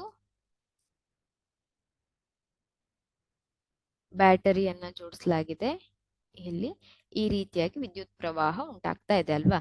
ಇಲ್ಲಿ ವಿದ್ಯುತ್ ಪ್ರವಾಹ ಉಂಟಾಗ್ಲಿಕ್ಕೆ ಸಾಧ್ಯ ಇದೆಯಾ ಈ ವಿದ್ಯುತ್ ಮಂಡಲದಲ್ಲಿ? No ma'am. ಯಾಕೆ ಸಾಧ್ಯ ಇಲ್ಲ ಮ್ಯಾಮ್? ಅದು ಸ್ವಿಚ್ ಕನೆಕ್ಟ್ ಆಗಿಲ್ಲ. ಕನೆಕ್ಟ್ ಆಗಿಲ್ಲ ಅಲ್ವಾ. ಇದನ್ನ ತೆರೆದ ಪ್ಲಗ್ ಕೀ ಅಂತ ಕರೀತಾರೆ. ಇಲ್ಲಿ ಏನಾಗಿದೆ, ಇಲ್ಲಿ ನೋಡಿ ಜಾಯಿಂಟ್ ಇಲ್ಲ. ಇಲ್ಲಿ ವಿದ್ಯುತ್ ಪ್ರವಾಹ ಹರಿದ್ರು ಏನಾಗೋದಿಲ್ಲ. ಇಲ್ಲಿ ಒಂದು ವಿದ್ಯುತ್ ಏನಾಗೋದಿಲ್ಲ, ಒಂದು ನಿನ್ನೆ ಕ್ಲಾಸ್ ಅಲ್ಲಿ ಹೇಳಿದ್ವಲ್ಲ, ಒಂದು ಕಂಟಿನ್ಯೂಯಸ್ ಆಗಿ ಅಲ್ವಾ, ಕಂಟಿನ್ಯೂಯಸ್ ಆಗಿ ಏನಾಗೋದಿಲ್ಲ, ಇಲ್ಲಿ ವಿದ್ಯುತ್ ಪ್ರವಾಹ ಉಂಟಾಗೋದಿಲ್ಲ ಅಲ್ವಾ. ಆದ್ರೆ ನಾವೇನ್ ಹೇಳ್ಬೇಕು, ಒಂದು ವಿದ್ಯುತ್ ಮಂಡಲ ಅಂದ್ರೆ ಅಲ್ಲಿ ಕಂಟಿನ್ಯೂಯಸ್ ಆಗಿ ಒಂದು ವೃತ್ತಾಕಾರದಲ್ಲಿ ಅಂದ್ರೆ ಒಂದು ಈ ರೀತಿಯಾಗಿ ವಿದ್ಯುತ್ ಪ್ರವಹಿಸ್ತಾ ಇರ್ಬೇಕು. ಆದ್ರೆ ಇಲ್ಲಿ ವಿದ್ಯುತ್ ಮತ್ತೆ ಪ್ರವಹಿಸೋದಿಲ್ಲ ಅಲ್ವಾ. ಆದ್ರೆ ಇದೇ ಕೀಯನ್ನ ನಾವು ಈ ರೀತಿಯಾಗಿ ಇಟ್ರೆ ಏನಾಗತ್ತೆ, ಅಲ್ಲಿ ಒಂದು ವಿದ್ಯುತ್ ಮಂಡಲ ಉಂಟಾಗತ್ತೆ ಅಲ್ವಾ. ವಿದ್ಯುತ್ ಮಂಡಲವನ್ನ ನಾವು ಹೇಗೆ ಡಿಫೈನ್ ಮಾಡಿದ್ವಿ ಅಲ್ವಾ. ಸೊ ಇಲ್ಲಿ ಇದನ್ನ ಮುಚ್ಚಿದ ಪ್ಲಗ್ ಕೀ ಅಂತ ಕರೀತಾರೆ. ಅಂದ್ರೆ ಇಲ್ಲಿ ವಿದ್ಯುತ್ ಪ್ರವಾಹ ಉಂಟಾಗತ್ತೆ ಅಂತ ನೀವು ನೋಡ್ಕೊಳ್ಬೇಕು. ನಿಮಗೆ ಚಿತ್ರವನ್ನ ಕೊಟ್ಟಾಗ ಈ ರೀತಿಯಾದ ಪ್ಲಗ್ ಕೀ ಇದೆಯಾ ಅಥವಾ ಈ ರೀತಿಯಾಗಿದೆಯಾ ಅಂತ. ಸೊ ಈ ಎರಡೂ ರೀತಿಯಾಗೂ ಕೂಡ ಬರೀತಾರೆ.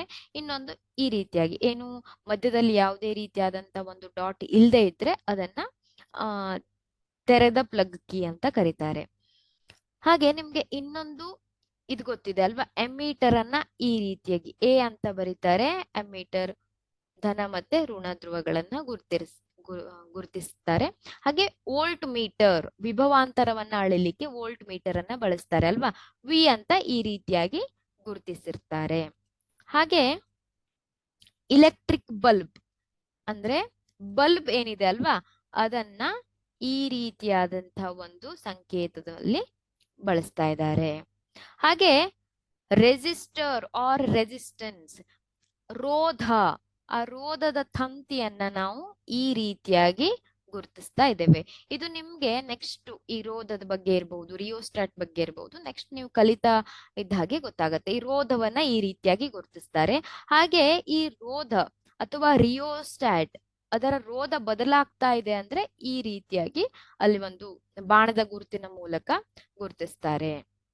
ಹಾಗೆ ಇಲ್ಲಿ ನೋಡಿ, ಅ ವೈರ್ ಜಾಯಿಂಟ್, ಒಂದು ವಿದ್ಯುತ್ ಮಂಡಲದಲ್ಲಿ ಇನ್ನೊಂದು ವೈರ್ ಜಾಯಿಂಟ್ ಆಗಿದೆ ಅಂದ್ರೆ ಈ ರೀತಿಯಾಗಿ ಇಲ್ಲಿ ಕಾಣಿಸ್ತಾ ಇದೆ ಅಲ್ವಾ, ಆ ರೀತಿಯಾಗಿ ಇದ್ ಮಾಡ್ತಾ ಇದ್ದಾರೆ. ಹಾಗೆ ಒಂದು ವೈರ್ ಕ್ರಾಸಿಂಗ್ ಅಂದ್ರೆ ಇನ್ನೊಂದು ವೈರ್ ಇಲ್ಲಿ ಕ್ರಾಸ್ ಆಗ್ತಾ ಇದೆ ಅಂದ್ರೆ ಈ ರೀತಿಯಾದಂತ ಒಂದು ಸಂಕೇತವನ್ನ ಬಳಸ್ತಾರೆ. ಅಂದ್ರೆ ಇಲ್ಲಿ ಒಂದು ವಿದ್ಯುತ್ ಮಂಡಲದಲ್ಲಿ ಇಲ್ಲಿ ಒಂದು ಆಲ್ರೆಡಿ ಒಂದು ವೈರ್ ಇದೆ, ಇಲ್ಲಿ ಇನ್ನೊಂದು ವೈರ್ ಏನಾಗ್ತಾ ಇದೆ, ಅಲ್ಲಿ ಕ್ರಾಸ್ ಆಗ್ತಾ ಇದೆ ಅಂದ್ರೆ ಈ ರೀತಿಯಾದಂತ ಒಂದು ಸಿಂಬಲ್ ಅನ್ನ ನಾವು ಬಳಸ್ತೇವೆ. ಇಲ್ಲಿ ನಮ್ಗೆ ಮೇನ್ ಆಗಿ ಬೇಕಾಗಿರುವಂತದ್ದು ಇಲೆಕ್ಟ್ರಿಕ್ಸ್ ಅಲ್ಲಿ ಇರ್ಬಹುದು ಅಥವಾ ವಿದ್ಯುತ್ ಕೋಶ, ಹಾಗೆ ವಿದ್ಯುತ್ ಕೋಶಗಳ ಸಮಾಂತರ ಜೋಡಣೆ ಇರಬಹುದು. ಅಂದ್ರೆ ಒಂದಕ್ಕಿಂತ ಹೆಚ್ಚು ವಿದ್ಯುತ್ ಕೋಶಗಳನ್ನ ಜೋಡಿಸೋದಿರ್ಬೋದು. ಇದನ್ನು ಕೂಡ ನೀವೀಗ ಕಲಿಲಿಕ್ಕಿದ್ದೀರಾ, ತೆರೆದ ಹಾಗೆ ಮುಚ್ಚಿದ ಒಂದು ಪ್ಲಗ್ ಕೀಯನ್ನ. ಹಾಗೆ ಇಲೆಕ್ಟ್ರಿಕ್ ಬಲ್ಬ್ ಆಲ್ರೆಡಿ ನೋಡಿದ್ದೀರಾ ಅಲ್ವಾ? ಹಾಗೆ ರೆಸಿಸ್ಟರ್ ಆರ್ ರೆಸಿಸ್ಟೆನ್ಸ್ ಈ ರೀತಿಯಾದಂತಹ ಒಂದು ಸಂಕೇತವನ್ನು ಕೂಡ ನೋಡ್ಲಿಕ್ಕಿದ್ದೀರಾ. ಅಮ್ಮೀಟರ್ ಇರ್ಬೋದು, ವೋಲ್ಟ್ ಮೀಟರ್ ಇರ್ಬೋದು, ಹಾಗೆ ರಿಯೋಸ್ಟ್ಯಾಟ್ ಅದ್ರ ಬಗ್ಗೆನೂ ಕೂಡ ಕಲಿಲಿಕ್ಕಿದ್ದೀರಾ. ಈ ಎಲ್ಲ ಸಿಂಬಾಲ್ಗಳನ್ನ ನೀವು ನೆನ್ಪಿಟ್ಕೊಳ್ಬೇಕು, ಗೊತ್ತಾಯ್ತಾ? ನೆನ್ಪಿಟ್ಕೊಳ್ಬೇಕು ಅಂದ್ರೆ ಒಂದು ವಿದ್ಯುತ್ ಮಂಡಲದ ಬಗ್ಗೆ ಕಲಿಬೇಕಾದ್ರೆ ಇವೆಲ್ಲವುಗಳು ಕೂಡ ನಿಮ್ಗೆ ಹೆಲ್ಪ್ ಆಗತ್ತೆ ಅಂತ. ಸೊ ಇದಿಷ್ಟು ಸಿಂಬಾಲ್ಗಳನ್ನ, ಮೇನ್ ಆಗಿರುವಂತ ಸಿಂಬಾಲ್ಗಳನ್ನ ಎಲ್ಲ ನೋಡಿಟ್ಕೊಂಡಿರಿ. ಅದು ವಿದ್ಯುತ್ ಮಂಡಲದ ಬಗ್ಗೆ ನೀವು ಕಲಿಬೇಕಾದ್ರೆ ನಿಮ್ಗೆ ಹೆಲ್ಪ್ ಆಗುತ್ತೆ. ನೋಡಿ, ವೆರಿ ಇಂಪಾರ್ಟೆಂಟ್ ಆಗಿ ನಾವೇನ್ ಕಲಿಲಿಕ್ಕಿದ್ದೇವೆ ಅಂದ್ರೆ ಓಮ್ನ ನಿಯಮವನ್ನ ಕಲಿಲಿಕ್ಕಿದ್ದೇವೆ. ಹಾಗಾದ್ರೆ ಏನ್ ಹೇಳುತ್ತೆ ಓಮ್ನ ನಿಯಮ? ಅದಕ್ಕಿಂತ ಮುಂಚೆ ನಾವು ವಿದ್ಯುತ್ ಪ್ರವಾಹ ಅಂದ್ರೆ ಏನು, ಇದರ ಅರ್ಥ ನಮ್ಗೆ ಗೊತ್ತಾಗಿದೆ. ವಿಭವಾಂತರ ಅಂದ್ರೆ ಏನು, ಇದರ ಅರ್ಥ ನಮ್ಗೆ ಗೊತ್ತಾಗಿದೆ ಅಲ್ವಾ? ಈಗ ಇಲ್ಲಿ ವಿದ್ಯುತ್ ಪ್ರವಾಹ ಮತ್ತೆ ವಿಭವಾಂತರಗಳಿಗೆ ಏನಾದ್ರೂ ಸಂಬಂಧ ಇದೆಯೇ ಅನ್ನೋದನ್ನ ನಾವೊಂದು ಸಣ್ಣ ಚಟುವಟಿಕೆ ಮೂಲಕ ಕಲಿಬೇಕಾಗತ್ತೆ. ವಿದ್ಯುತ್ ಪ್ರವಾಹ ಅಂದ್ರೆ ನಾವೇನಂತ ಕರಿತೇವೆ? ಐ ಅಲ್ವಾ? ವಿದ್ಯುತ್ ಪ್ರವಾಹ. ಹಾಗೆ ವಿಭವಾಂತರ, ವಿಭವಾಂತರ ಅಂದ್ರೆ ನಿಮ್ಗೆ ಗೊತ್ತಿದೆ, ಅದನ್ನ ವಿ ಅಂತ ಬರಿತೇವೆ ಅಲ್ವಾ? ಈ ವಿಭವಾಂತರಗಳ ನಡುವೆ ಏನಾದ್ರೂ ಸಂಬಂಧ ಇದೆಯಾ ಅನ್ನೋದನ್ನ ನಾವು ಇಲ್ಲಿ ಇದ್ದೇವೆ. ಇಲ್ಲಿ ನೋಡಿ, ಇಲ್ಲಿ ಏನ್ ಮಾಡ್ತಾ ಇದ್ದೇವೆ ಅಂದ್ರೆ ಒಂದು ಈ ರೀತಿಯಾದ ಒಂದು ವಿದ್ಯುತ್ ಮಂಡಲವನ್ನ ತೆಗೆದುಕೊಂಡಿದ್ದೇವೆ. ಇಲ್ಲಿ ಏನಾಗ್ತಾ ಇದೆ, ಒಂದು ವಿದ್ಯುತ್ ಕೋಶಗಳನ್ನ ಸರಣಿಯಲ್ಲಿ ಜೋಡಿಸಲಾಗಿದೆ. ಇಲ್ಲಿ ನೋಡಿ, 1 2 3 4 ಈ ರೀತಿಯಾಗಿ ವಿದ್ಯುತ್ ಕೋಶಗಳನ್ನ ನಾವಿಲ್ಲಿ ಜೋಡಿಸಿದ್ದೇವೆ. ಹಾಗೆ ಇಲ್ಲೇನಾಗ್ತಾ ಇದೆ, ಈ ವಿದ್ಯುತ್ ಕೋಶಗಳ ಮುಖಾಂತರ ಇಲ್ಲಿ ಈ ರೀತಿಯಾಗಿ ಒಂಥರ ಜಿಗ್ಜಾಗ್ ಇದೆ ಅಲ್ವಾ? ಅಲ್ಲಿ ಏನಾಗಿದೆ, ಒಂದು ನೈಕ್ರೋಮ್ ತಂತಿಯನ್ನ, ನೈಕ್ರೋಮ್ ಅಂದ್ರೆ ಒಂದು ಮಿಶ್ರ ಲೋಹ, ಗೊತ್ತಾಯ್ತಾ? ಆ ನೈಕ್ರೋಮ್ ತಂತಿಯನ್ನ ಬಳಸಿದ್ದೇವೆ. ಇಲ್ಲಿ ನೋಡಿ, ಈ ನೈಕ್ರೋಮ್ ತಂತಿಯ ವಿಭವಾಂತರವನ್ನ ಕಂಡುಹಿಡಿಲಿಕ್ಕೆ ಏನನ್ನ ಜೋಡಿಸಿದ್ದೇವೆ? Voltmeter. Voltmeter voltmeter ಅನ್ನ ಜೋಡಿಸಿದ್ದೇವೆ. ಹೇಗ್ ಜೋಡಿಸಿದ್ದೇವೆ? ಸಮಾಂತರವಾಗಿ. ಸಮಾಂತರವಾಗಿ ಅಂದ್ರೆ ಈ ಎರಡು ಬಿಂದುಗಳ ನಡುವಿನ ವಿಭವಾಂತರವನ್ನ ನಾವು ಕಂಡುಹಿಡಿಬೇಕು. ಆ ರೀತಿಯಾಗಿ ನಾವು ಜೋಡಿಸಿದ್ದೇವೆ ಅಲ್ವಾ? ಹಾಗೆ ವಿದ್ಯುತ್ ಪ್ರವಾಹ, ಎಷ್ಟು ವಿದ್ಯುತ್ ಪ್ರವಾಹ ಹರಿತಾ ಇದೆ ಇಲ್ಲಿ ನಾವು ಏನ್ ಮಾಡ್ತಾ ಇದ್ದೇವೆ, ವಿದ್ಯುತ್ ಪ್ರವಾಹ ಎಷ್ಟನ್ನ ನಾವು ಹರಿಸ್ತಾ ಇದ್ದೇವೋ ಅಷ್ಟು ವಿದ್ಯುತ್ ಪ್ರವಾಹ ಇಲ್ಲಿ ಆಮ್ಮೀಟರ್ ನ ಮೂಲಕ ನಾವು ನೋಡ್ತಾ ಇದ್ದೇವೆ ಅಲ್ವಾ? ಹಾಗೆ ಇಲ್ಲಿ ಪ್ಲಗ್ ಕೀ ಇದೆ, ಇದನ್ನ ಏನಾಗಿದೆ, ಅದು ಏನಾಗಿದೆ, ಮುಚ್ಚಿದೆ. ಅಂದ್ರೆ ವಿದ್ಯುತ್ ಪ್ರವಾಹ ಹರಿತಾ ಇದೆ ಅಂತ ನಾವು ಹೇಳ್ಬಹುದು. ಇಲ್ಲಿ ಮೊದಲನೇದಾಗಿ ಈ ಸರ್ಕ್ಯೂಟ್ ಡಯಾಗ್ರಾಮ್ ಅರ್ಥ ಆಯ್ತಾ? 4 ವಿದ್ಯುತ್ ಕೋಶಗಳನ್ನ ನಾವು ಬಳಸ್ತಾ ಇದ್ದೇವೆ. ಹಾಗೆ ಒಂದು ನೈಕ್ರೋಮ್ ತಂತಿಯನ್ನ ಬಳಸ್ತಾ ಇದ್ದೇವೆ, ಒಂದು ವೋಲ್ಟ್ ಮೀಟರ್ ಅನ್ನ. ಈ ಒಂದು ನೈಕ್ರೋಮ್ ತಂತಿಯ ವಿಭವಾಂತರವನ್ನ ಕಂಡುಹಿಡಿಲಿಕ್ಕೆ ಏನ್ ಮಾಡಿದ್ದೇವೆ, ವೋಲ್ಟ್ ಮೀಟರ್ ಅನ್ನ ನಾವು ಬಳಸಿದ್ದೇವೆ. ಹಾಗೆ ವಿದ್ಯುತ್ ಪ್ರವಾಹವನ್ನ, ಈ ವಿದ್ಯುತ್ ಮಂಡಲದಲ್ಲಿ ಉಂಟಾಗ್ತಾ ಇರುವ ವಿದ್ಯುತ್ ಪ್ರವಾಹವನ್ನ ನೋಡ್ಲಿಕ್ಕೆ ಆಮ್ಮೀಟರ್ ಅನ್ನ ಬಳಸ್ತಾ ಇದ್ದೇವೆ. ನೋಡಿ, ಇಲ್ಲಿ ಏನ್ ಮಾಡ್ತಾ ಇದ್ದೇವೆ, ಇದೇ ಒಂದು ಯಾವ ರೀತಿಯಾಗಿ ವಿದ್ಯುತ್ ಮಂಡಲವನ್ನ ನಾವು ಜೋಡಿಸ್ತಾ ಇದ್ದೇವೆ ಅನ್ನೋದನ್ನ ನೋಡಿದ್ದೇವೆ. ಇಲ್ಲಿ 1.5 ವೋಲ್ಟ್ ನ 4 ವಿದ್ಯುತ್ ಕೋಶವನ್ನ ಜೋಡಿಸ್ಬೇಕು ಅಂತ ಇಲ್ಲಿ ಬಿ ಅಂತ ಕೊಟ್ಟಿದ್ದಾರೆ ಅಲ್ವಾ? 1.5 ವೋಲ್ಟ್ ನ ವಿದ್ಯುತ್ ಕೋಶವನ್ನ ನಾವು ಜೋಡಿಸ್ತಾ ಇದ್ದೇವೆ. ಹಾಗೆ ನಾವು ಮೊದಲನೇದಾಗಿ ಏನ್ ಮಾಡ್ಬೇಕು ಅಂದ್ರೆ, ಕೇವಲ ಒಂದು ವಿದ್ಯುತ್ ಕೋಶದ ಮೂಲಕ ಏನ್ ಮಾಡ್ಬೇಕು, ವಿದ್ಯುತ್ ಹರಿದಾಗ ಉಂಟಾಗುವ ವಿದ್ಯುತ್ ಪ್ರವಾಹ ಮತ್ತೆ ವಿದ್ಯುತ್ ವಿಭವಾಂತರವನ್ನ ನಾವು ಗುರುತು ಮಾಡ್ಕೊಳ್ಬೇಕು. ಎರಡನೇ ಹಂತದಲ್ಲಿ ಏನ್ ಮಾಡ್ಬೇಕು ಅಂದ್ರೆ, 2 ವಿದ್ಯುತ್ ಕೋಶಗಳನ್ನ ಮಂಡಲದಲ್ಲಿ ಸಂಪರ್ಕಿಸ್ಬೇಕು. ಈಗ ನಾವ್ ಏನ್ ಮಾಡ್ತಾ ಇಲ್ಲ ಅಂದ್ರೆ, ಮೊದಲನೇ ಹಂತದಲ್ಲಿ ಏನ್ ಮಾಡ್ತಾ ಇದ್ದೇವೆ, ಇಲ್ಲಿ 4 ವಿದ್ಯುತ್ ಕೋಶಗಳನ್ನ ತೆಗೆದುಕೊಂಡಿದ್ದೇವೆ. ಮೊದಲನೇ ಹಂತದಲ್ಲಿ ಕೇವಲ ಒಂದು ವಿದ್ಯುತ್ ಕೋಶವನ್ನ ಜೋಡಿಸ್ತಾ ಇದ್ದೇವೆ, 3 ಜೋಡಿಸ್ತಾ ಇಲ್ಲ, ಗೊತ್ತಾಯ್ತಾ? ಕೇವಲ ಒಂದನ್ನ ಇಲ್ಲಿ ಜೋಡಿಸ್ತಾ ಇದ್ದೇವೆ.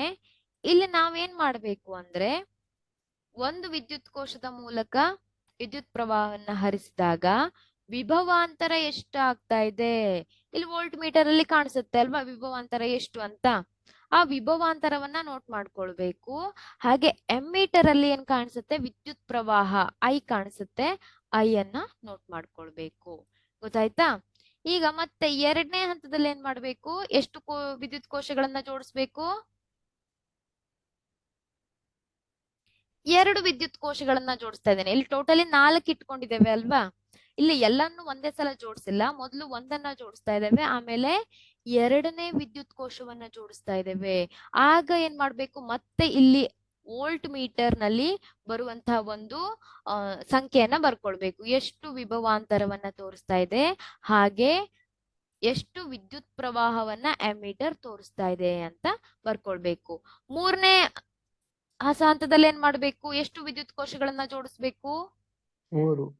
3 ವಿದ್ಯುತ್ ಕೋಶಗಳನ್ನ ಜೋಡಿಸ್ಬೇಕು. ಹಾಗೆ ಎಷ್ಟು ವಿಭವಾಂತರ ಮತ್ತೆ ಎಷ್ಟು ವಿದ್ಯುತ್ ಪ್ರವಾಹ ಹರಿತಾ ಇದೆ ಅಂತ ನೋಡ್ಬೇಕು.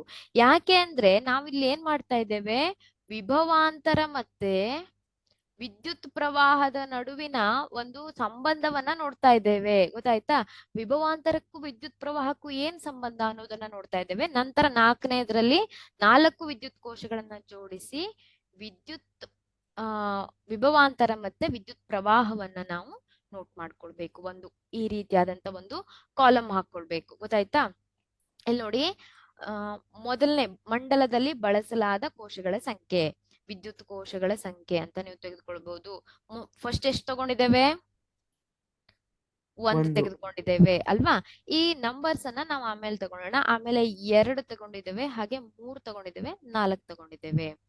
ಇಲ್ಲಿ ನಾವೇನ್ ಮಾಡ್ಬೇಕು ಅಂದ್ರೆ ಈ ವಿಭವಾಂತರ ಮತ್ತೆ ಯಾವುದು ಆಂಪಿಯರ್ ವಿದ್ಯುತ್ ಪ್ರವಾಹದ ನಡುವಿನ ಒಂದು ಸ್ಥಿರಾಂಕವನ್ನ ತೆಗೆದುಕೊಂಡ್ರೆ ಅದನ್ನ ವಿಭವಾಂತರ ಡಿವೈಡೆಡ್ ಬೈ ವಿದ್ಯುತ್ ಪ್ರವಾಹ, ಈ ರೀತಿಯಾಗಿ ನಾವು ಒಂದು ಸ್ಥಿರಾಂಕವನ್ನ ತೆಗೆದುಕೊಂಡ್ರೆ ಇಲ್ಲಿ ಏನಾಗತ್ತೆ? ಇಲ್ಲಿ ಒಂದು ಸಂಖ್ಯೆ ನಮಗೆ ಸಿಗತ್ತೆ. ಇಲ್ಲಿ ನೋಡಿ, ಈಗ ನಾವೇನ್ ಮಾಡ್ಬೇಕು ಅಂದ್ರೆ ಈ ವಿಭವಾಂತರ ಮತ್ತೆ ವಿದ್ಯುತ್ ಪ್ರವಾಹದ ನಡುವಿನ ಒಂದು ಗ್ರಾಫ್ ಅನ್ನ ಹಾಕ್ಬೇಕು. ನಿಮ್ಗೆ ಗ್ರಾಫ್ ಹಾಕೋದ್ ಗೊತ್ತಿದೆ ಅಲ್ವಾ? Yes ma'am. ಕಲ್ತಿದ್ದೀರಾ ಅಲ್ವಾ? ನೀವು ಮ್ಯಾಥ್ಸ್ ಅಲ್ಲೆಲ್ಲ ಕಲ್ತಿರ್ತೀರಾ. ಅಲ್ಲಿ ಒಂದು ಗ್ರಾಫ್ ಶೀಟ್ ಅನ್ನ ತೆಗೆದುಕೊಳ್ಬೇಕು. ಈ ರೀತಿಯಾಗಿರುತ್ತೆ ಅಲ್ವಾ? ಅಲ್ಲಿ 0 ಇರುತ್ತೆ, ಪಾಯಿಂಟ್, ನೀವು ಯಾವುದೇ ರೀತಿಯಾಗಿ ಗುರುತಿಸಬಹುದು. ಈ ರೀತಿಯಾಗಿ ಇಲ್ಲಿ ನಾನು 1 2 3 4 5 6 ಈ ತರ ಗುರುತಿಸ್ತೇನೆ. ಇಲ್ಲೂ 1 2 3 4 5 ಈ ರೀತಿಯಾಗಿ ಗುರುತಿಸ್ತಾ ಇದ್ದೇನೆ. ಇಲ್ಲಿ ನೋಡಿ, ಇಲ್ಲಿ 0 ಇರುತ್ತೆ ಅಲ್ವಾ? ಈಗ ಮೊದಲನೇದಾಗಿ ಉದಾಹರಣೆಗೆ ಇದನ್ನ ಎಕ್ಸ್ ಅಕ್ಷ ಅಂತ ಕರೀತಾರೆ, ಇದನ್ನ ವಾಯ್ ಅಕ್ಷ ಅಂತ ಕರೀತಾರೆ. ಸರಿ ಇದೆಯಾ? ಸರಿ ಇದೆಯಾ? ಇದನ್ನ ಎಕ್ಸ್ ಅಕ್ಷ ಅಂತ ಕರಿತಾ ಇದ್ದಾರೆ, ಇದನ್ನ ವಾಯ್ ಅಕ್ಷ ಅಂತ ಕರಿತಾ ಇದ್ದಾರೆ. ಸರಿ ಇದೆಯಾ? ಓಕೆ. ಇಲ್ಲಿ ಎಕ್ಸ್ ಅಕ್ಷದಲ್ಲಿ ನಾವೇನ್ ಮಾಡ್ಬೇಕು? ವಿದ್ಯುತ್ ಪ್ರವಾಹವನ್ನ ನಾವು ಬರಿಬೇಕು. ವಾಯ್ ಅಕ್ಷದಲ್ಲಿ ವಿಭವಾಂತರವನ್ನ ನಾವು ಗುರುತಿಸ್ತಾ ಇದ್ದೇವೆ. ಗೊತ್ತಾಯ್ತಾ? ಈಗ ಮೊದಲನೇ ಸಲ ನಾವೇನ್ ಮಾಡಿದ್ವಿ? ವಿಭವಾಂತರ ಮತ್ತೆ ವಿದ್ಯುತ್ ಪ್ರವಾಹವನ್ನ ಗುರುತಿಸಿದ್ವಿ ಅಲ್ವಾ? ಈಗ ನಾವೇನ್ ಮಾಡಿದ್ದೇವೆ? ವಿದ್ಯುತ್ ಪ್ರವಾಹ ಎಷ್ಟಿದೆ? ಈಗ ಒಂದು ವಿದ್ಯುತ್ ಪ್ರವಾಹ 1 ಆಂಪಿಯರ್ ವಿದ್ಯುತ್ ಪ್ರವಾಹ ಇದ್ದಾಗ ಎಷ್ಟು ವೋಲ್ಟ್ ವಿಭವಾಂತರವನ್ನ ತೋರಿಸಿದೆ ಅನ್ನೋದನ್ನ ಗುರುತಿಸ್ತೇವೆ. ಈ ರೀತಿಯಾಗಿ ನಾವು ಏನ್ ಮಾಡ್ತಾ ಇದ್ದೇವೆ? ಒಂದು ಆ ಬಿಂದುಗಳನ್ನ ಗುರುತಿಸ್ತಾ ಹೋಗ್ತೇವೆ ಅಲ್ವಾ? ಈ ಬಿಂದುಗಳನ್ನೆಲ್ಲ ನಾವು ಜೋಡಿಸಿದಾಗ ನಮಗೆ ಒಂದು ಸರಳ ರೇಖೆ ಸಿಗತ್ತೆ. ನೋಡಿ, ನಾನೇನ್ ಹೇಳ್ತಾ ಇದ್ದೇನೆ ಅಂದ್ರೆ ಇಲ್ಲಿ ನಿಮ್ಗೇನಾಗಿದೆ? ವಿದ್ಯುತ್ ಕೋಶ ಅಲ್ವಾ? ವಿದ್ಯುತ್ ಕೋಶ ಇದೆ, ಹಾಗೆ ವಿದ್ಯುತ್ ಪ್ರವಾಹವನ್ನು ಕೂಡ ನಿಮ್ಗೆ ಗೊತ್ತಾಗ್ತಾ ಇದೆ ಅಲ್ವಾ? ಒಂದು ವಿದ್ಯುತ್ ಕೋಶವನ್ನ ನಾವು ಜೋಡಿಸಿದಾಗ ಎಷ್ಟು ವಿದ್ಯುತ್ ಪ್ರವಹಿಸಿದೆ? ಇಲ್ಲಿ 2. 2 ಆಂಪಿಯರ್ ವಿದ್ಯುತ್ ಪ್ರವಹಿಸ್ತಾ ಇದೆ. ಎಷ್ಟು ವಿಭವಾಂತರ ಇದೆ? ಒಂದು 1 ವೋಲ್ಟ್ ವಿಭವಾಂತರ ನಿಮ್ಗೆ ತೋರಿಸ್ತಾ ಇದೆ ವೋಲ್ಟ್ ಮೀಟರ್ ನಲ್ಲಿ. 2 ವಿದ್ಯುತ್ ಕೋಶಗಳನ್ನ ಜೋಡಿಸಿದಾಗ ಎಷ್ಟು ಆಂಪಿಯರ್ ವಿದ್ಯುತ್ ಪ್ರವಹಿಸ್ತಾ ಇದೆ? 4 4 4 ಏನದು ಆಂಪಿಯರ್ ವಿದ್ಯುತ್ ಪ್ರವಹಿಸ್ತಾ ಇದೆ. ಹಾಗೆ ಎಷ್ಟು ವೋಲ್ಟ್ ವಿಭವಾಂತರ ಇದೆ? 2 2 ವೋಲ್ಟ್ ವಿಭವಾಂತರ ಇದೆ ಅಲ್ವಾ?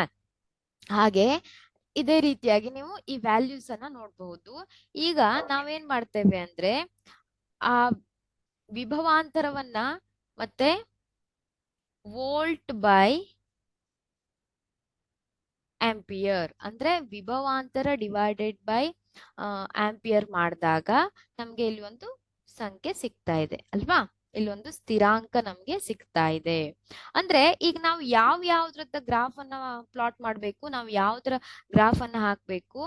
ಗ್ರಾಫ್ ಅನ್ನ ಹಾಕಿದಾಗ ಎಕ್ಸ್ ಮತ್ತೆ ವಾಯ್ ಅಕ್ಷದಲ್ಲಿ ನಾವು ಗ್ರಾಫ್ ಅನ್ನ ಹಾಕ್ತಾ ಇದ್ದೇವೆ ಅಲ್ವಾ? ಎಕ್ಸ್ ಅಕ್ಷದಲ್ಲಿ ನಾವು ವಿದ್ಯುತ್ ಪ್ರವಾಹವನ್ನ ಗುರುತಿಸಿದ್ರೆ ವಾಯ್ ಅಕ್ಷದಲ್ಲಿ ಏನನ್ನ ಗುರುತಿಸ್ಬೇಕು? ವಿಭವಾಂತರ ವಿಭವಾಂತರವನ್ನ ಗುರುತಿಸ್ಬೇಕು ಅಲ್ವಾ? ಈಗ ಎಕ್ಸ್ ಅಕ್ಷದಲ್ಲಿ ಉದಾಹರಣೆಗೆ ಏನಿದೆ? 2 ಇದೆ ಅಲ್ವಾ? ಇಲ್ಲಿ 2 ಇದೆ ಅಂತ ಅನ್ಕೊಳ್ಳಿ. 2, 4, 6 ಈ ರೀತಿಯಾಗಿದೆ ಅನ್ಕೊಳ್ಳಿ. 2 ಇದೆ. ವಿಭವಾಂತರ ಎಷ್ಟಿದೆ? 1 ಅಲ್ವಾ? ಇಲ್ಲಿ 1 ಇದೆ ಅಂದ್ರೆ ನಾವು ಒಂದನ್ನ ಈ ರೀತಿಯಾಗಿ ನೋಡಿದಾಗ ಇಲ್ಲೊಂದು ನಮ್ಗೆ ಪಾಯಿಂಟ್ ಸಿಗತ್ತೆ ಅಲ್ವಾ? 1 ಇಲ್ಲಿ 1 ಇದೆ ಅಲ್ವಾ? ಹಾಗೆ ಇಲ್ಲಿ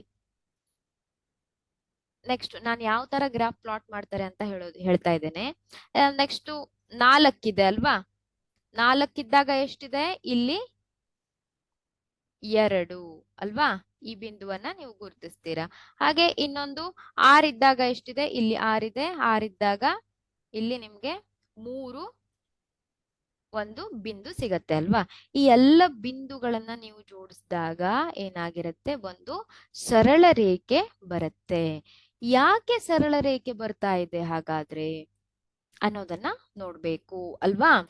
ಯಾಕೆ ಸರಳ ರೇಖೆ ಬರ್ತಾ ಇದೆ ಅಂದ್ರೆ ವಿ ಬೈ ಐ ಅಂದ್ರೆ ಒಂದು ವಿಭವಾಂತರ ಮತ್ತೆ ವಿದ್ಯುತ್ ಪ್ರವಾಹದ ಅನುಪಾತ ಏನಾಗಿದೆ? ಒಂದು ಸ್ಥಿರಾಂಕವಾಗಿದೆ ಅಲ್ವಾ? ಸ್ಥಿರಾಂಕ ಅಂದ್ರೆ ಒಂದೇ ರೀತಿಯಾದಂತ ಒಂದು ಬೆಲೆ ಬರ್ತಾ ಇರೋದ್ರಿಂದ ಏನಾಗಿದೆ? ಅದು ಒಂದು ಸರಳ ರೇಖೆಯನ್ನ ಕೊಡ್ತಾ ಇದೆ. ಹಾಗಾದ್ರೆ ನಾವು ಏನ್ ಹೇಳ್ಬಹುದು?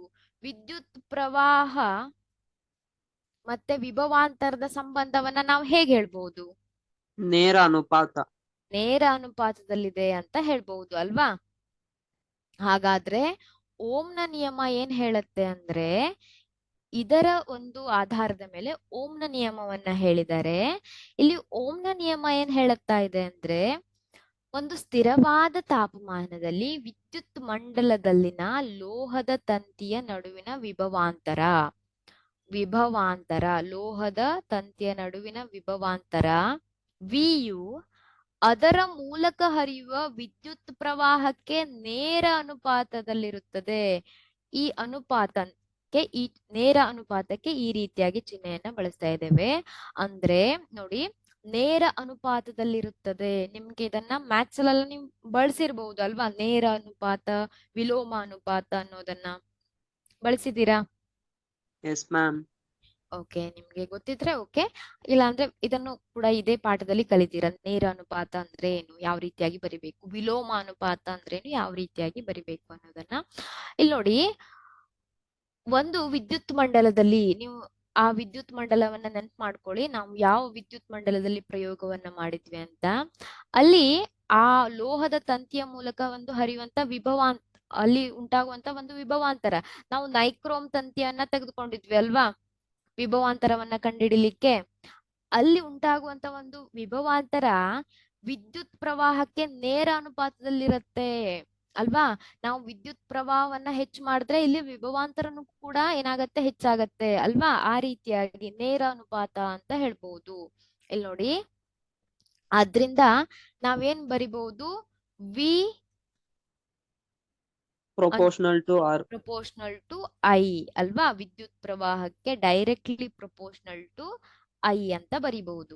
ಈಗ ವಿ ಬೈ ಐ ಮಾಡಿದಾಗ ನಮ್ಗೆ ಏನ್ ಬಂದಿದೆ, ಒಂದು ಸ್ಥಿರಾಂಕ ಬಂದಿದೆ ಅಲ್ವಾ. ವಿ ಬೈ ಐ ಮಾಡಿದಾಗ ನಮ್ಗೆ ಒಂದು ಸ್ಥಿರಾಂಕ ಬಂದಿದೆ, ಎಲ್ಲ ಕಡೆ 0.5 ಅಂತ ಒಂದು ಸ್ಥಿರಾಂಕ ಬಂದಿದೆ ಅಲ್ವಾ. ಸೊ ವಿ ಬೈ ಐ ಅನ್ನುವಂಥದ್ದು ಒಂದು ಸ್ಥಿರಾಂಕ ಅಂತ ಹೇಳ್ಬಹುದು. ಆ ಸ್ಥಿರಾಂಕವನ್ನ ನಾವು ಆರ್ ಅಂತ ಬರೆದ್ರೆ V by I is equal to ಸ್ಥಿರಾಂಕ.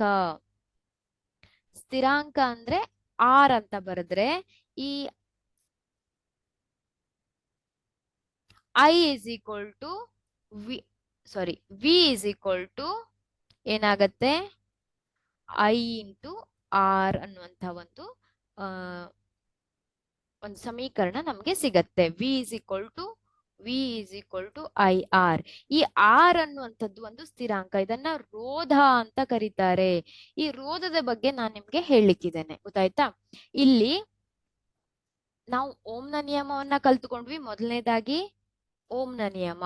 ಓಮ್ನ ನಿಯಮ ಏನ್ ಹೇಳುತ್ತೆ, ಒಂದು ವಿದ್ಯುತ್ ಮಂಡಲದಲ್ಲಿ ಒಂದು ನಿರ್ದಿಷ್ಟ ತಾಪಮಾನದಲ್ಲಿ ಒಂದು ತಂತಿಯ ಮೂಲಕ ಹರಿತಾ ಇರುವಂತಹ ಒಂದು ವಿದ್ಯುತ್ ಪ್ರವಾಹ ಏನಿರುತ್ತೆ, ಅದರ ಎರಡು ಬಿಂದುಗಳ ನಡುವಿನ ವಿಭವಾಂತರಕ್ಕೆ ನೇರ ಅನುಪಾತದಲ್ಲಿರತ್ತೆ ಅಲ್ವಾ.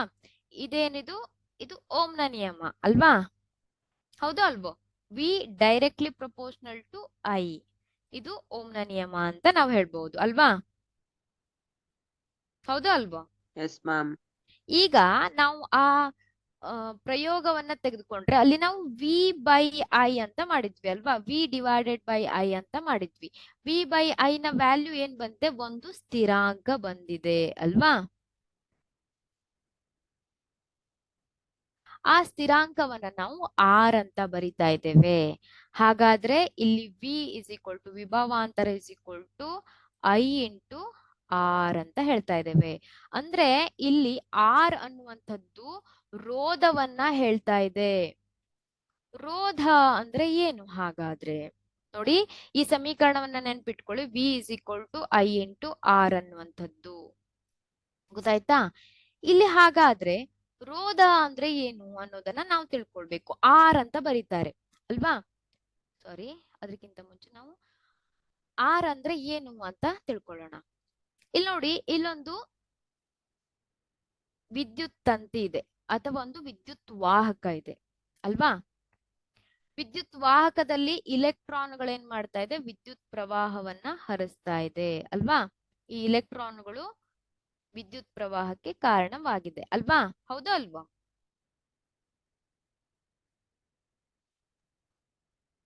ಹೌದು ಅಲ್ವಾ. ಈಗ ಈ ವಾಹಕದಲ್ಲಿ ಏನಾಗತ್ತೆ ಅಂದ್ರೆ, ಈ ವಾಹಕ ಉದಾಹರಣೆಗೆ ನಾವು ನೈಕ್ರೋಮ್ ತಂತಿಯನ್ನ ಬಳಸಿದ್ವಿ ಅಲ್ವಾ. ಈ ನೈಕ್ರೋಮ್ ನ ಪರಮಾಣುಗಳು ಏನಿರತ್ತೆ, ಈ ಇಲೆಕ್ಟ್ರಾನ್ಗಳ ಚಲನೆಗೆ ಅವು ಅಡ್ಡಿಯನ್ನ ಉಂಟು ಮಾಡುತ್ತೆ, ಅವು ಸ್ಟಾಪ್ ಮಾಡತ್ತೆ, ಅವು ಆ ಇಲೆಕ್ಟ್ರಾನ್ಗಳನ್ನ ಅಟ್ರಾಕ್ಟ್ ಮಾಡಬಹುದು. ಇಲ್ಲಿ ಕಾಣಿಸ್ತಾ ಇದೆ ಅಲ್ವಾ, ಇಲ್ಲಿ ಪಾಸಿಟಿವ್ ಪ್ಲಸ್ ಚಾರ್ಜ್ ಏನಿದೆ ಅವು ಈ ಯಾವುದೋ ಒಂದು ವಾಹಕದ ಏನು ಪರಮಾಣುಗಳು ಅಂತ ಅನ್ಕೊಳ್ಳಿ. ಹಾಗೆ ಇಲ್ಲಿ ಇಲೆಕ್ಟ್ರಾನ್ಗಳು ಈ ಕಾಣ್ತಾ ಇದೆ ಅಲ್ವಾ, ಈ ಇಲೆಕ್ಟ್ರಾನ್ಗಳನ್ನ ಆಕರ್ಷಣೆ ಮಾಡ್ಬಿಡತ್ತೆ, ಅವು ಅಲ್ಲೇ ಇಲೆಕ್ಟ್ರಾನ್ಗಳನ್ನ ಸ್ಟಾಪ್ ಮಾಡ್ಬಿಡತ್ತೆ, ಇಲೆಕ್ಟ್ರಾನ್ಗಳು ಹರಿಲಿಕ್ಕೆ ಆಗೋದಿಲ್ಲ. ಅಂದ್ರೆ ಏನಾಯ್ತು, ಅಲ್ಲಿ ಇಲೆಕ್ಟ್ರಾನ್ಗಳ ಪ್ರವಹಿಸುವಿಕೆಗೆ, ವಿದ್ಯುತ್ ಪ್ರವಾಹಕ್ಕೆ ತಡೆ ಉಂಟಾಯ್ತು ಅಲ್ವಾ. ತಡೆ ಉಂಟಾಯ್ತಾ ಇಲ್ವಾ. ಜಸ್ಟ್ ಇಮ್ಯಾಜಿನ್ ಮಾಡ್ಕೊಳ್ಳಿ, ಒಂದು ಇಲೆಕ್ಟ್ರಾನ್ ಹೋಗ್ತಾ ಇದೆ, ಇಲೆಕ್ಟ್ರಾನ್ ಒಂದು ವಾಹಕದಲ್ಲಿ ಹೋಗ್ತಾ ಇದೆ ಅಂತ ಅನ್ಕೊಳ್ಳಿ. ಆ ವಾಹಕದಲ್ಲೂ ಕೂಡ ಪರಮಾಣುಗಳಿರತ್ತೆ. ಆ ಪರಮಾಣುಗಳು ಇಲೆಕ್ಟ್ರಾನ್ಗಳನ್ನ ತೆಗೆದುಕೊಂಡ್ರೆ ಇಲೆಕ್ಟ್ರಾನ್ಗಳನ್ನ ಅಲ್ಲೇ ನಿಲ್ಸ್ಬಿಡತ್ತೆ ಅಲ್ವಾ. ಆಗ ನಿಲ್ಲಿಸಿದಾಗ ಏನಾಯ್ತು, ಆ ಇಲೆಕ್ಟ್ರಾನ್ಗಳು ಹರಿಯೋದಿಲ್ಲ ಅಂದ್ರೆ ಏನಾಯ್ತು, ಅಲ್ಲಿ ವಿದ್ಯುತ್ ಪ್ರವಾಹ ನಿಲ್ಲತ್ತೆ ಅಥವಾ ಕಡಿಮೆ ಆಗತ್ತೆ ಅಲ್ವಾ. ಇದನ್ನ ನಾವು ರೋಧ ಅಂತ ಕರಿತೇವೆ. ಇಮ್ಯಾಜಿನೇಷನ್ ಬಂತ, ರೆಸಿಸ್ಟೆನ್ಸ್ ಗೊತ್ತಾಗ್ತಾ ಇದೆಯಾ. ರೋಧ, ರೆಸಿಸ್ಟೆನ್ಸ್ ಅಂತ ಕರಿತೇವೆ. ಅರ್ಥ ಆಗ್ತಿದ್ಯಾ. Yes ma'am. ಓಕೆ, ಏನೇ ಗೊತ್ತಾಗದೆ ಇದ್ರು ಕೇಳಿ. ಇಲ್ಲಿ ಇಲ್ಲಿ ಆರ್ ಅನ್ನುವಂಥ ರೋಧ ಅನ್ನುವಂಥದ್ದನ್ನ ನಾವು ಆರ್ ಅಂತ ಬರಿತೇವೆ. ಇಲ್ಲಿ ನೋಡಿ, ಈ ರೋಧ ಅನ್ನುವಂಥದ್ದು ವಾಹಕದ ಗುಣವಾಗಿದ್ದು ಇದು ವಾಹಕದಲ್ಲಿ ಪ್ರವಹಿಸುವ ಆವೇಶಗಳ ಪ್ರವಾಹವನ್ನ ವಿರೋಧಿಸತ್ತೆ, ಅದು ನಿಯಂತ್ರಿಸತ್ತೆ, ಕಡಿಮೆ ಮಾಡತ್ತೆ. ಆದ್ರಿಂದ ಈ ರೋಧದ ಏಕಮಾನವನ್ನ ನಾವು ಓಂ ಅಂತ ಕರಿತೇವೆ. ಈ ರೀತಿಯಾಗಿ ಅದನ್ನ ಬರಿತೇವೆ, ಓಂ ಅನ್ನ.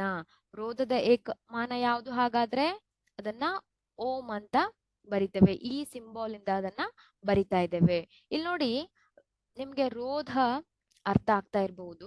ಈಗ ನಾವು ಕೆಲವೊಂದು ವಾಹಕಗಳನ್ನ ಉತ್ತಮ ವಾಹಕಗಳು ಅಂತ ಕೆಲವೊಂದು ಏನು ಈಗ ಕಬ್ಬಿಣ ಇರಬಹುದು ಅಥವಾ ತಾಮ್ರ ಇರಬಹುದು, ಅದನ್ನ ಉತ್ತಮ ವಾಹಕ ಅಂತ ಕರಿತೇವೆ ಅಲ್ವಾ? ಹೌದಾ ಅಲ್ವಾ? ತಾಮ್ರದ ತಂತಿಗಳನ್ನ ಉತ್ತಮ ವಿದ್ಯುತ್ ವಾಹಕ ಅಂತ ಕರಿತೇವೆ. ಆದ್ರೆ ಕೆಲವೊಂದು ಲೋಹಗಳನ್ನ ಅದನ್ನ ದುರ್ಬಲ ವಾಹಕ ಅಂತ ಕರಿತೇವೆ. ಯಾಕೆ?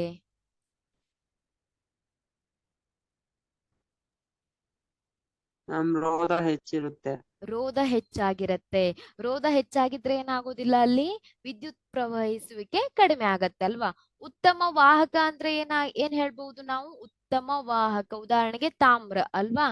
ತಾಮ್ರವನ್ನ ಉತ್ತಮ ವಾಹಕ ಅಂತ ಹೇಳ್ಬಹುದು ಅಲ್ವಾ? ಕರೆಂಟ್ ಅನ್ನ ಸಾಮಾನ್ಯವಾಗಿ ಈ ತಾಮ್ರದ ತಂತಿಯನ್ನ ಬಳಸ್ತಾರೆ. ನೀವು ಯಾವುದೇ ಒಂದು ಬ್ಯಾಟ್ರಿಗಳನ್ನ ನೋಡಿ ಅಥವಾ ಕರೆಂಟ್ ಎಲ್ಲೆಲ್ಲಿ ಫ್ಲೋ ಆಗ್ಬೇಕೋ ಅಲ್ಲಿ ಸಾಮಾನ್ಯವಾಗಿ ತಾಮ್ರದ ತಂತಿಗಳನ್ನ ಬಳಸಿರ್ತಾರೆ. ಇದನ್ನ ಉತ್ತಮ ವಾಹಕ ಅಂತ ಕರೀತಾರೆ. ಯಾಕೆ ಅಂದ್ರೆ ಇಲ್ಲಿ ಇಲೆಕ್ಟ್ರಾನ್ಗಳು ಈಸಿಯಾಗಿ ಅಲ್ಲಿ ರೋಧ ಕಡಿಮೆ ಇದೆ, ಗೊತ್ತಾಗ್ತಾ ಇದೆಯಾ? ಅಲ್ಲಿ ರೋಧ ಏನಿದೆ, ಕಡಿಮೆ ಇದೆ ಅಂತ ನಾವು ಹೇಳ್ಬಹುದು ಅಲ್ವಾ? ಈ ರೋಧ ಕಡಿಮೆ ಇರೋದ್ರಿಂದ ಎಲೆಕ್ಟ್ರಾನ್ಗಳು ಈಸಿಯಾಗಿ ಹೋಗ್ತಾ ಇದೆ, ಈಸಿಯಾಗಿ ಕರೆಂಟ್ ಅನ್ನ ಕ್ಯಾರಿ ಮಾಡ್ಲಿಕ್ಕೆ ಸಹಾಯ ಮಾಡ್ತಾ ಇದೆ. ಹಾಗೆ ಈಗ ದುರ್ಬಲ ವಾಹಕಗಳಿದೆ, ಕೆಲವೊಂದನ್ನ ನಾವು ದುರ್ಬಲ ವಾಹಕಗಳು ಅಂತ ಕರಿತೇವೆ ಅಲ್ವಾ? ಅಲ್ಲಿ ಏನಾಗ್ತಾ ಇದೆ, ಇಲೆಕ್ಟ್ರಾನ್ಗಳು ಅಲ್ಲಿರುವಂತಹ ಒಂದು ಪರಮಾಣುಗಳ ಜೊತೆಗೆ ಅವು ಹೊಂದಿಕೊಂಡಿರತ್ತೆ. ಅಲ್ಲಿ ಇಲೆಕ್ಟ್ರಾನ್ಗಳು ಪ್ರವಹಿಸುವಿಕೆ ಸಾಧ್ಯ ಆಗೋದಿಲ್ಲ, ಅವು ಮೂವ್ಮೆಂಟ್ ಮಾಡ್ಲಿಕ್ಕೆ ಆಗೋದಿಲ್ಲ. ಆದ್ರಿಂದ ಅವುಗಳನ್ನ ರೋಧಕಗಳು ಹೆಚ್ಚಿನ ರೋಧವನ್ನ ಒದಗಿಸ್ತಾ ಇದೆ ಅಂತ ನಾವು ಹೇಳ್ಬಹುದು. ರೋಧ ಅನ್ನುವಂಥದ್ದು ಅರ್ಥ ಆಯ್ತಾ? Yes ma'am. ಏನಾದ್ರೂ ಡೌಟ್ ಇದ್ರೆ ಕೇಳಿ. ಓಕೆ, ಈಗ ನೋಡಿ, ನಿಮ್ಗೆ ಗೊತ್ತಿದೆ ರೋಧದ ಏಕಮಾನ ಓಂ ಅಂತ ಗೊತ್ತಿದೆ ಅಲ್ವಾ? ಹಾಗಾದ್ರೆ ಒಂದು ಓಂ ಅಂದ್ರೆ ಏನು ಅಲ್ವಾ? ಒಂದು ಓಂ ಅಂದ್ರೆ ನಾವೀಗ ಒಂದು ಕೂಲಂ ಆವೇಶ ಅಂದ್ರೆ ಏನು, ಒಂದು ವೋಲ್ಟ್ ಅಂದ್ರೆ ಏನು, ಒಂದು ಆಂಪಿಯರ್ ಅಂದ್ರೆ ಏನು, ಇದನ್ನೆಲ್ಲ ಅರ್ಥ ಮಾಡ್ಕೊಂಡಿದ್ದೇವೆ. ಈಗ ಒಂದು ಓಂ ಅಂದ್ರೆ ಏನು ಅನ್ನುವಂಥದ್ದನ್ನ ನೋಡ್ಬೇಕು. ಇಲ್ಲಿ ಯಾವುದೇ ಎರಡು ವಾಹಕದ ತುದಿಗಳ ನಡುವೆ ವಿಭವಾಂತರ 1 ವೋಲ್ಟ್ ಆಗಿದ್ದಾಗ ಇಲ್ಲಿ ವಿಭವಾಂತರ ಏನಾಗಿದೆ, V = 1 ವೋಲ್ಟ್ ಆಗಿದೆ. ಮತ್ತೆ ವಿದ್ಯುತ್ ಪ್ರವಾಹ ಎಷ್ಟು ಪ್ರವಹಿಸ್ತಾ ಇದೆ? 1 ಆಂಪಿಯರ್ ವಿದ್ಯುತ್ ಪ್ರವಾಹ ಪ್ರವಹಿಸಿದಾಗ ಅಲ್ಲಿ ರೋಧ ಎಷ್ಟಾಗಿರುತ್ತೆ? 1 ಓಂ ರೋಧ ಆಗಿರುತ್ತೆ.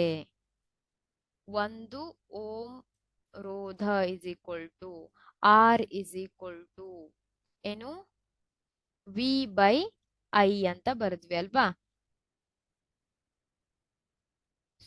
ಸಾರಿ, ಇಲ್ಲಿ 1 ಓಂ ಏನಂತ ಬರ್ದಿದ್ದೇವೆ ನಾವು? 1 ವೋಲ್ಟ್ ಡಿವೈಡೆಡ್ ಬೈ 1 ಆಂಪಿಯರ್ ಅಲ್ವಾ? I ಅಂತ ಬರ್ದಿದ್ದೇವೆ.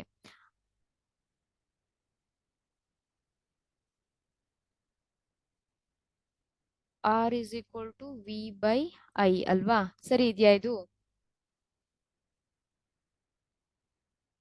ಸರಿ ಇದೆಯಾ?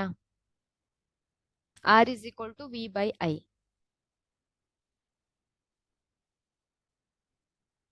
Yes ma'am. ಓಕೆ, ಹಾಗಾದ್ರೆ I V/R ಹೇಗಾಯ್ತು ಅಲ್ವಾ? ಇಲ್ಲಿ ಈ ಸಮೀಕರಣವನ್ನ ಕೊಟ್ಟಿದ್ದಾರೆ ಅಲ್ವಾ? I V/R ಆಗತ್ತಾ?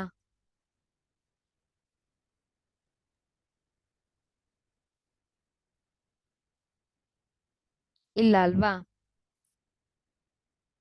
ಸೊ ಇದನ್ನ, ಈ ಸಮೀಕರಣವನ್ನ ನಾನು ಚೆಕ್ ಮಾಡಿ ನಿಮ್ಗೆ ಹೇಳ್ತೇನೆ ಆಯ್ತಾ? ಇಲ್ಲಿ ನಾವು 1 ಓಂ ಅಂದ್ರೆ R ಅಂತ ತೆಗೆದುಕೊಂಡಿದ್ದೇವೆ ಅಲ್ವಾ? R ನಾವು ವೋಲ್ಟ್ ಬೈ ಆಂಪಿಯರ್ ಮಾಡಿದ್ದೇವೆ. V is equal to I into R ನಮ್ಗೆ ಗೊತ್ತಿದೆ ಅಲ್ವಾ. V is equal to I into R ಆಗತ್ತೆ. But I is equal to V by R ಹೇಗಾಗತ್ತೆ ಅನ್ನೋದನ್ನ ನಾನು ನೆಕ್ಸ್ಟ್ ಕ್ಲಾಸಲ್ಲಿ ನಿಮ್ಗೆ ಹೇಳ್ತೇನೆ, ಆಯ್ತಾ. ಸೊ ನಾವು ಇವತ್ತಿನ ಕ್ಲಾಸಲ್ಲಿ ಕಲಿತಿರುವಂತದ್ದು ಒಂದು ರೋಧ ಅಂದ್ರೆ ಏನು, ಹಾಗೆ ಒಂದು ವಿಭವಾಂತರ ಮತ್ತೆ ವಿದ್ಯುತ್ ಪ್ರವಾಹಕ್ಕೆ ಇರುವಂತಹ ಒಂದು ಸಂಬಂಧವನ್ನ ನೋಡಿದ್ವಿ. ವಿಭವಾಂತರ ಮತ್ತೆ ವಿದ್ಯುತ್ ಪ್ರವಾಹಕ್ಕೆ ಇರುವಂತಹ ಒಂದು ಸಂಬಂಧ, ಹಾಗೆ ರೋಧ ಅಂದ್ರೆ ಏನು ಅನ್ನುವಂಥದ್ದನ್ನ ನೋಡಿದ್ವಿ. ಹಾಗೆ ಒಂದು ಸಮೀಕರಣ ಅಲ್ವಾ, V is equal to I R ಅನ್ನುವಂತ ಒಂದು ಸಮೀಕರಣವನ್ನ ನಾವು ನೋಡಿದ್ದೇವೆ. ವಿಭವಾಂತರದ ಸಮೀಕರಣವನ್ನ ನಾವು ಈ ಕ್ಲಾಸ್ ಅಲ್ಲಿ ಕಲ್ತ್ಕೊಂಡ್ವಿ. ಇಲ್ಲಿ ಏನಾದ್ರೂ ಡೌಟ್ ಇದೆಯಾ ನಿಮ್ಗೆ? No ma'am. ಓಕೆ, ಇಲ್ಲಿ ಏನಾದ್ರೂ ಡೌಟ್ ಇದ್ರೆ ನೀವು ಕೇಳಬಹುದು. ವೆರಿ ಇಂಪಾರ್ಟೆಂಟ್ ಆಗಿ ಓಮ್ನ ನಿಯಮವನ್ನ ನೋಡ್ಕೊಳ್ಳಿ, ಹಾಗೆ ಆ ಸಮೀಕರಣಗಳನ್ನ ನೋಡ್ಕೊಳ್ಳಿ. 1 ವೋಲ್ಟ್ ವಿಭವಾಂತರ ಅಂದ್ರೆ ಏನು, 1 ಕೂಲಂ ಆವೇಶ ಅಂದ್ರೆ ಏನು, 1 ಆಂಪಿಯರ್ ಅಂದ್ರೆ ಏನು, ವಿದ್ಯುತ್ ಪ್ರವಾಹ ಅಂದ್ರೆ ಏನು, ಇದನ್ನೆಲ್ಲ ನೀವು ಸರಿಯಾಗಿ ಅರ್ಥ ಮಾಡ್ಕೊಳ್ಳಿ. ಸ್ಟಡಿ ಮಾಡ್ಕೊಂಡು ಬನ್ನಿ. ನೆಕ್ಸ್ಟ್ ಕ್ಲಾಸ್ ಅಲ್ಲಿ ನಾನು ಅದನ್ನ ಕಂಟಿನ್ಯೂ ಮಾಡ್ತೇನೆ, ಆಯ್ತಾ. V is equal to I is equal to V by R ಅಂತ ಏನಿದೆ ಅಲ್ವಾ, ಅದನ್ನ ನೆಕ್ಸ್ಟ್ ಕ್ಲಾಸ್ ಅಲ್ಲಿ ಕಂಟಿನ್ಯೂ ಮಾಡ್ತೇನೆ, ಆಯ್ತಾ. Okay ma'am. Okay, thank you. Next class ಅಲ್ಲಿ ಕಂಟಿನ್ಯೂ ಮಾಡೋಣ.